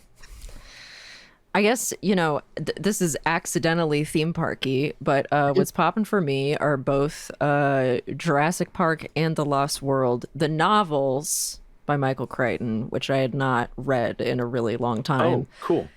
And it's great revisiting them. I had basically no memory of The Lost World because I've been reading it on Kindle, and I'm like, when did I highlight this shit? When did this happen? But they're great books if people like the movies and have not read the books. Michael Crichton is such a aerodynamic is the word that I use for his writing, because it's very spare. The prose is extremely simple. It is just like shit moves, and they're really enjoyable. I have one minor quibble about the Lost World book, though, is that he talks about this growing geothermal energy on the island through the whole thing, and you're like, oh, there's going to be a volcanic eruption at the end of this book, and then there's not, and it's like, what? Yeah, it's because I rewatched Jurassic Park the movie just because I had not seen it since I was a kid, and as a kid I was obsessed, as any dinosaur child in that era was. And then I rewatched The Lost World definitely for the first time since being a teenager, and it's like, this is fine. The thing is it's a bad Jurassic Park sequel, but compared to the type of shit sequel we get now, or like the Jurassic World movies, it was like, this is great. Jurassic World movies make me absolutely. That first one made me angry. It made me angry Like every Jurassic Park movie has a well-deserved gory death, right? Gennaro gets picked up, the guy gets ripped in half in the Lost World, and it's always somebody who deserved it. And then Jurassic World comes along, and it's the babysitter who didn't do anything it's like wrong. The meanest death and it's in the all meanest, of them. It's vicious and gurgling and horrible. It's so bad. I literally almost got up and walked out. It made me so angry. It's one of the most misogynist things I've ever seen in a movie, because then they turn to the kids that she was looking after and they go, okay, we'll go with you to whoever, what's her name? Like they turn it into a joke. Oh, yeah, well, and so it's angry. also like rewatching Jurassic Park, like the lack of mawkishness in Grant turning from I hate kids to like protecting the kids. Yeah. It is genuinely sweet, and it plays really well. When I was a kid, I was just like, these kids are fucking annoying. Yeah. As an adult, I'm just like, oh, this is nice. And then they do the exact same beat in Jurassic World, and it's like, I don't fucking buy this. Are you kidding me? No. And it's like ooh, career-focused woman, like is trying to find true calling, taking care of children. Right. She's shamed for having a career. She's shamed with physical comedy of running in heels through the jungle. It is Colin Trevorrow can eat my butt. It is so bad. Like it is. That was one of those movies. All three of them. I don't think any of them are really any good. The second one, that's the haunted house movie with dinosaurs. Like, ugh. It's a cloned child. I haven't seen that one, but everything I've heard about it just makes it sound fucking crazy. They are the worst kind of movie by studio committee to me. That I keep waiting for them to be any good, and they're not. Anyway, but having watched those, if you go back and watch Lost World, it's like this fucking rules. It's a bad sequel. To this now? It's not but it's like they're fun deaths. Yeah. Like they're great set pieces. It's still like Spielberg, right? It's right? It is. Spielberg. But he has literally said he lost interest halfway through filming, and you can tell. He was directing the edit. And some of the second unit shooting remotely while he was shooting Schindler's List. Oh my God! Like, he admits that he was just sort of checked out, and it shows. Like that, one of the set pieces I love and hate at this in same amounts is the gymnast girl who defeats a raptor. So stupid. It's so dumb. It's so dumb. And I love it, and I want to punch it. That being the dumbest thing that happens in the movie is just like, oh, what a quaint time when that's the dumbest thing that happens. Exactly. But then you get T-Rex in San Diego drinking out of a swimming pool and eating a dog. As a kid, that was the scariest thing in the world to me. Yeah. But like the whole literal cliffhanger set piece with the trailers dangling off, trying to get the winch on the car. Thrilling cinema. Yeah, it's actually a really good set piece. It's really, that's a nice one. But and also getting to do the compy death that's Hammond's death in the actual book, which is such a horrifying sequence. But it's also, you can't communicate the way that it's written in the book, which is their saliva is poison, and so Hammond is kind of like dreamily dying and aware that they're eating him alive. As they eat his stomach, It's all off camera, and then Lost where the guy stumbles over the log, and it happens. You hear him. But then even with that, and then you see the blood come down the river, and it's like, so okay, that's good. cute. It's very Spielberg. Yeah, very Spielberg. Yeah. Anyway, so those two are what's popping for me. Anybody who hasn't read any Michael Crichton, check it out. They're good. Yeah. Cool. Dave, what's popping for you? What's popping? So I'm a video gamer. I've been playing since I was a kid. I suck at all of them. I'm not good at any of them, and especially modern day games and shooting games, first person, and especially multiplayer. I'm just not interested. So my jam is usually story based games and a lot of indie games, and I am obsessed with a game called Herdling. Herdling. You are literally herding these big magical beings through a beautiful outdoor environment. It is what they call a cozy game, right? It's very low stakes. They're puzzles basically, and learning the personalities of your herd. And there is a story. It's completely non-narrative, non-verbal, beautiful soundtrack, beautiful environments. And I'm not far enough into it to know where the story's going, but it hints that these creatures have some sort of mythical presence within the landscape that you're in. And so it's building to some sort of big reveal of why you're herding them together. And I guarantee you I'm going to cry because I love indie games like this, but that's my current favorite is that. And another one that I'm playing at the same time is called Farewell North, which is, and these are all on every platform. Farewell North, you are a Scottish woman and her border collie. And it is a game about grief. That's all I'll say. Wow. But you get to play a dog. You control the dog. You get to play as a border collie solving puzzles. Playable dog. And you help her through her grief as she revisits areas from her childhood and her youth. Wow. It is a story about grief. They're both fantastic. Speaking of indie games, have you ever played Dream Daddy or the game Homebody? Fuck yes. Oh yes. Dream Daddy. Those are God. Well, do you know Layden's connection to Dream Daddy? No. She wrote it. Oh, it's I her was game. the co-creator. Dream Daddy I is was her the game. co-creator of Dream Daddy. Yeah. I want to fuck every character in that game. Yay! Literally, this is Layton's game. She co-creator, art director, wrote it. Yeah. I love you. Thank you. I'm proud of it. The other one, if you want a Steam key for Homebody, if you like puzzly horror games. Thank you. I don't know about that one. Oh, cool. Yeah, this is Layton's newest game. Thank you for the bear representation in Dream Daddy. I do appreciate that. Yeah, that was important to me.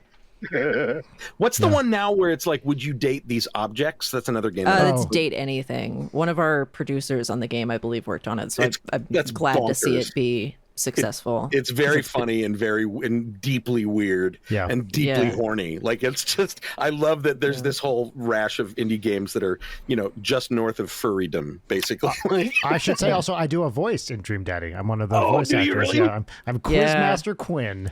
Tourmaster Quinn also. Oh, I want to do a voice for your next game then. Well, we have some things to discuss after this episode, Dave. Excellent. Brian, what's popping for you? I'll go quick. This Sunday, I went to the Ford Theater here in beautiful Los Angeles, California, and I saw the Terry Riley 90th birthday concert. Now, if you don't know Terry Riley, he is a legendary minimalist composer. Yeah. He was not at this concert, but the big famous piece that he wrote is called In C, which is typically takes an hour to perform. It's for indeterminate ensemble. People get 53 fragments of melodies. There's a piano just going ting, ting, ting, ting, ting, ting, ting on octave Cs. And the instructions are play a fragment as many times as you want and then move on to the next. And they did that. But the thing, it was one of the most electrifying performances I've ever seen, specifically because of the thing I want to talk about right now, which is he has a seminal ambient electronic album called A Rainbow in Curved Air from 1969, which is, it is so fucking great. It's a tape loop thing with a bunch of like weird keyboard and electronic and it's not quite synths. Link in comments, please. Yeah, it's you gotta hear this original recording. Okay. Tell me, is this something that I can do therapeutic ketamine to? Because I'm always on the lookout for my... it's weird. I'll do it right along with you. So we'll hold hands and go on a trip. A lot of his pieces are really interesting. Incy is not like this, but Rainbow in Curved Air, it's going, it's kind of boobing along. It's in 7. And then suddenly this thing goes, and it's, but in a, but in a very cool and compelling way. The recorded version is about 19 minutes long. I love this piece. It's so influential. The name Baba O'Reilly, the Riley in Baba O'Reilly comes from Terry Riley because of this specific piece, because there's a lot of organ in it. Oh my God. Yeah. I had no idea. It's amazing. And so they did at this show, Terry Riley's son, who is, I don't know, about our age, probably 50-ish, Gian Riley, arranged A Rainbow in Curved Air for, it's like a 6 or 7 piece ensemble, drums, he was playing guitar, clarinet and bass clarinet, keyboard, and it was unbelievable. The only version I've ever seen of apparently Riley used to do take LSD and perform these pieces all night long, but I've never seen this piece performed live, and it was a newish arrangement, West Coast premiere, and it was electrifying watching these. I love it because it's like, unlike Steve Reich or Philip Glass or some of these other minimalists, it's improvisation is a big part of it. And, okay. Yeah, so Terry Riley kind of cut his teeth as a ballroom piano player. Oh, and wow, cool. I think the recorded version is largely improvisational. I could be wrong about that, but I think it's the case. And so it's kind of like stuff is specified. A thing's going to do a thing here, and there's kind of a bed that's written, and everything else. There's structure, but there's a lot of indeterminism. You got to take me. One of the next one you do like that. Let me know. Absolutely, I go to this stuff all the time, and I'm always down. Okay, great. I'll let you know. Yeah.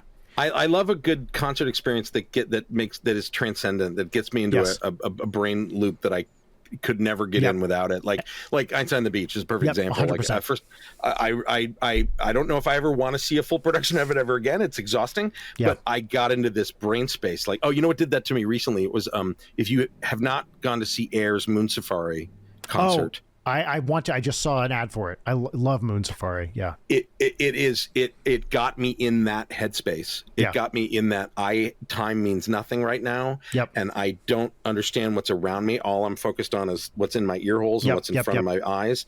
And it is absolutely transcendent. It's a beautiful, beautiful moment. It's a great album as well. Yeah. But hearing it live at concert volume is just, it's like 100%. Right here. And this is what I love about the minimalist stuff is it just totally rewards this lock in and drift and come back in and out and pick this. And it's just the musicians are playing off one another, but also your attention is getting to focus on different parts. And I always find it such an interesting exercise to just with audio focus on different sections of it. And it's this weird, it's purely psychology. It's just a thing in your brain, and you can try to listen to it. And the other great thing about this Terry Riley concert is a singularly great collection of art weirdos in attendance. I mean, if you want, like, a lot, I was definitely younger than the median age there by probably about 15 years. Wow. They had one of this guy, I think I'm getting his name right, David, I think, Rosenblum, who played on the original recording in C, was just in the audience. And as I walked in, I heard someone go, "That's David Rosenblum." I don't know who the fuck this guy is. Big nerds, giant nerds. Yeah, like classical music weirdos in the best way. Listener to the show, Richard Ahn, who organizes this amazing classical program here called Pianospheres of Modern Piano Music. He was there. He said hi. It was just, it was so great. And Terry Riley is just the ultimate badass. He wasn't there because he's in a voice like recording from Japan because he's off doing something amazing over there. Sure, like, of course, because of course he is. They did a thing at UCLA like 7 years ago where he showed up. He flew down from like Oregon or wherever he lives, and he played. And I got there. I do this all the time. I don't know if you guys do this. I got there like an hour early because I'm like, I got to get in to see the Terry Riley panel. There were like 10 people there. No one, of course. Oh, yeah. And I was like, I can't miss Terry Riley. He doesn't live here. He's never going to be here again. But those 10 people are like, they're your peeps. That's right. They're your peeps. And it wasn't just some like they're all rehearsal. Autistic too, but they're your peeps. It was. Yes, and that's even 100%. More reason for them to be peeps. It was just some rehearsal room at UCLA, and then he was playing a concert the next night. And this guy who at the time was probably, 83 or something. He's like, I'm going to play a little piece right now. Sits down, just shredding on piano. Shredding. Like, amazing. I couldn't touch this. Oh, it was incredible. Yeah. Anyway, Rainbow and Curved Air, 1969, original Terry Riley recording. I'm going to go it's look. I'm going to seek it out. Yeah. Cool. All right. Leighton. Amazing. Now it's time for our final segment, which for today will be 1 part gratitude exercise and no parts petty grousing. The name of this abbreviated segment is 1 peach each. Here's the theme song. 1 peach, 1 peach each. 1 peach, 1 peach each. 1 peach, 1 peach each. 1 peach, 1 peach each. Great. Yeah, that's about the dance for it.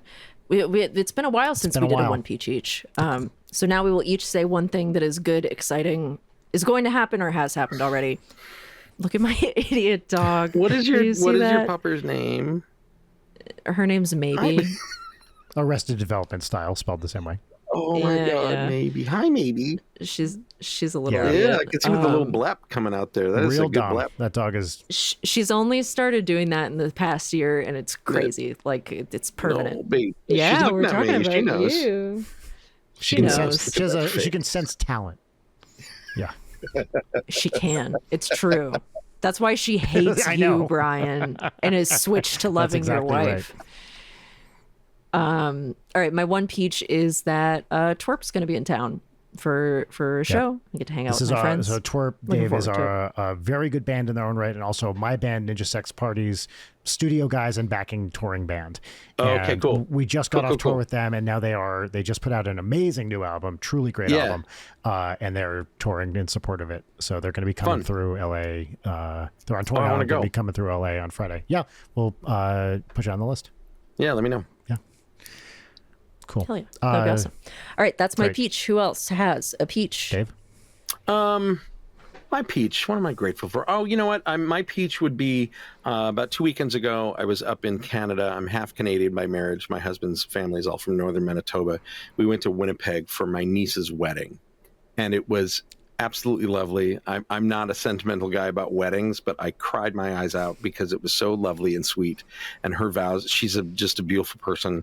Her vows were incredible. And then when we got to dinner, there was an envelope in front of every seat with your name on it. And she was a little handwritten note for like 300 people. She wrote a little handwritten note for everybody about what they meant to her. And I'm just that's fucking wreck. Just crying my eyes out because she's a good human being.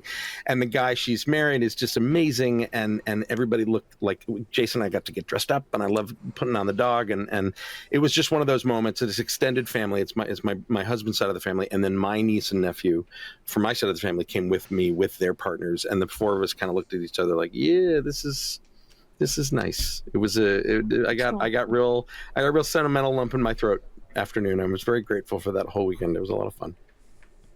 That's great. I love that. What a nice peach. Brian, what's your peach? Is this past Sunday, I got to perform at the Bob Baker Marionette Theater because our podcast friends Bothering the Band, who do a great podcast that we've had on this show and I've been on their show, they did a live podcast taping. And asked me to be on it. So this was literally right before the Terry Riley concert. Like, the timing could not have been better. I showed up at before just in time. So not only was this taping fun, there were 4 guests. Me, comedian John Gabris, very, very funny dude. What? He's hilarious. Missy DeBeast, the lead singer of Mannequin Pussy, and Kelsey Ayers. And it was a really great show. Gabris was like the nicest guy ever. I've been a fan of his for years, and he was truly... Did you tell Jory that you did this? We were texting about it. Truly just good energy, great show. But the real peach here is... So we went to see the Halloween Spooktacular at 1:30 because it's like, I was going to be in the area. Let's go see the puppet show. And then we showed up early to the podcast taping and got to walk around backstage at Bob Baker and see the puppets hanging and the puppet workshop and their set list for the Halloween Spooktacular, which is a drawing, which I was like, that's the set. Oh, I forgot to take a picture of it because I was just like, oh my God. And I was with my family, and Audrey was just like, she likes the black cat puppet, Eartha Kitty. It's amazing. Right? It was incredible. Sings I Want to Be Evil. They did Putting on the Ritz from Young Frankenstein. Yeah. I mean, I've seen the show a billion times. It's the best. Leighton, have you been to the Bob Baker Marionette Theater? No, I haven't. So this is it's in a new location now at a really great little place. Really great little spot. Downtown LA.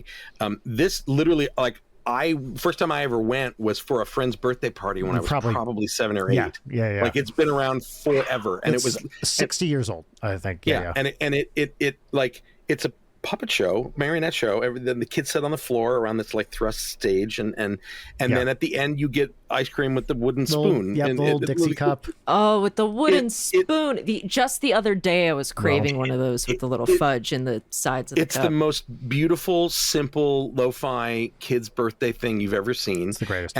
And it almost went out of business, and Bob died a few years ago. But like, Bob had a program where he trained inner city kids on puppetry. Did you ever meet him? Did you? Yeah. Oh wow. Yeah, multiple times. Oh my God. And he was, he did the little goat herd puppetry in Sound of Music, and the puppets in Bedknobs and Broomsticks. Yes. And I mean, a legendary guy. Legendary guy. Did a lot of TV and stuff. Had a longtime roommate. Well, so this is Yeah, I was thinking about this watching this show, and I was like, Nice. this is such a part of LA queer history, right? Oh. Like a legendary part of it. And there's a certain sensibility to it of a gay guy of that age. And it feels 100%. right, like, and it's like this thing you don't really see so much anymore because that generation is dying out. But it is a time capsule of a particular type of. He's like the apotheosis of that type of guy because of his talent and ability and his collection, right? like and his collection. Leighton, all the music in these shows is like needle drop from novelty records from the 40s and 50s. If you want to hear the best one, Sweet Zoo, which is off My Name is Barbara, which is a crazy fucking Barbara Streisand song that she recorded when she's like 18 or something. Yeah. And they use it almost in every show I've ever seen there, pretty much. And it's a bunch of, like wild show tunes from the 50s and 60s. And it's very much like there is a queer eye. There's a queer lens. Very much so. The camp level of these things. It's like it's treated as artistry. It is treated as fun for kids. There's nothing impropriety. Nope. There's nothing bad about it for kids. It's totally family. If your family, like you just clue into it and go, this queen had really funny, good taste, and the record collection backstage alone is it's incredible, mind-boggling. I know, it's amazing, and they use. Shit. And they do tours. So go see a show and do a tour backstage. The Halloween show and the Christmas show are really great, like places to start with what they do. And it is one of the most charming things in LA. And it was a grassroots effort to get them moved to a new theater, and they're funded as a nonprofit now. And it's a great they do really amazing. they almost closed it, almost went away for good, and it's literally been around since I was a child. And I don't think they had this at I moved here. I mean, not right before they moved, but they moved like right before COVID. Right before, right. Moving. And I'd been here 5 years and seen a bunch of shows at that point. But one of the real features of this new place is the organ, which, oh my God, it's, I don't know if is it a Wurlitzer? I think so, yeah. And it's one of these. You've got a whirly in it's there. It's like the kind that in the El Capitan comes off the pneumatic thing. And before these shows, they have this dude like fucking tearing it up. And by the way, every single person I've ever seen tear it up on an organ has been at least 70 years old. Oh yeah. This guy turns around. He's but like, you can tear it up on an organ, not like that. No, it's a whole thing. I know, but you're I'm right here, guys. Yeah. I mean, come on. No, you have to do. So anyway, this guy, Ed Torres, who is playing it, is like 28. He's your age, Leighton. What? I know. And because I was like, who's this dude? Yeah, I couldn't see his face. So just looking up Bob Baker, organist. What am I doing with turns my around life? and I'm like, and he's like, I've always loved music of the 20s and 30s. I trained with this organist, and he was flawless. And doing Disney medleys. He did Grim Grinning Ghost because it's a spooktacular. He did, what else did he do? He did one, he did a medley from Cabaret, which I was like, fuck yeah. You know, he starts playing Welcome and Bienvenue. You know, he didn't do deep cuts from Cabaret, but he did, he did a few songs. And Rachel and I turned to each other. We're like, is he doing a Cabaret medley right now? It's incredible. And it's just it is such a weird little slice of history and LA history and queer history and art history. I could not love it more. And getting to walk around with my daughter backstage and see, she was losing her entire mind. And my wife was too. Like, it was the best. And it is a thing that now, that for decades now, parents bring their kids to it, and then they grow up and bring their kids. It sounds cliche, but it literally is that now. And there's a whole new appreciation for it because it almost went away. That there's this whole slew of families now where it's their thing. They do it every birthday. They do it every the best. holiday. We go a couple times. Beautiful. Yes, it's beautiful. I'm so grateful that thing exists at all. And all the puppeteers are young too. They're like in their 20s and 30s. Next time you go. I will. Brian. Yeah, let's go. Let's do please. the Halloween show together. Thanks. That'd be great. Awesome. Let's do it. Dave, thank you so much for being here. This was, I mean, from the jump, I was like, this is going to be a good episode. What a joy. Like, I'll tell you what I'm mad about.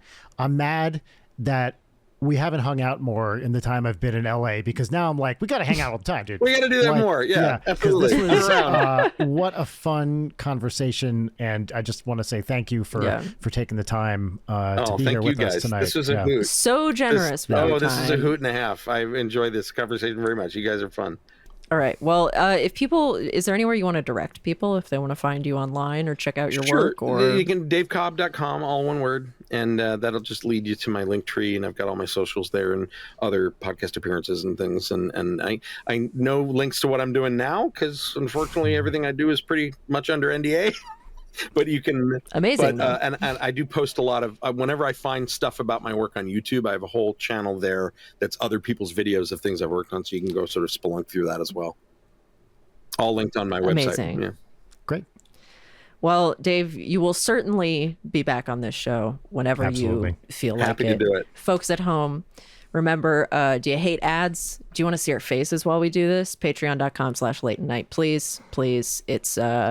It's a steal. We are charging way too little for what you get. $2 a month, entire archive, video episodes and ad-free episodes. $5 a month. You get all that in the Discord and a mini-sode every week. And which lately has been me and Brian playing Scrabble. Yeah. That's still fun. And Brian, look, I gotta say, Brian's been kicking my ass lately, and my pride is deeply wounded. So yeah, everybody check that out. Take care of each other. Take care of yourselves. Take your medication. And what? I don't know how to end these anymore. Like, we wore out our old catchphrase. Well, I'm gonna end it like Ariana Grande did in accepting her latest award. She went, "Thank you to my therapists and the gays. I love you all." That's literally what she said. Perfect. Good night, everybody. Perfect. Bye. Good night, everyone. Good night. Late Night is produced by Brian Wecht and Leighton Gray. Sign up for our Patreon at patreon.com/LeightonNight. Follow us on Twitter at @LeightonNight, on Instagram at @Leighton_night, or email us at leightonnight@gmail.com.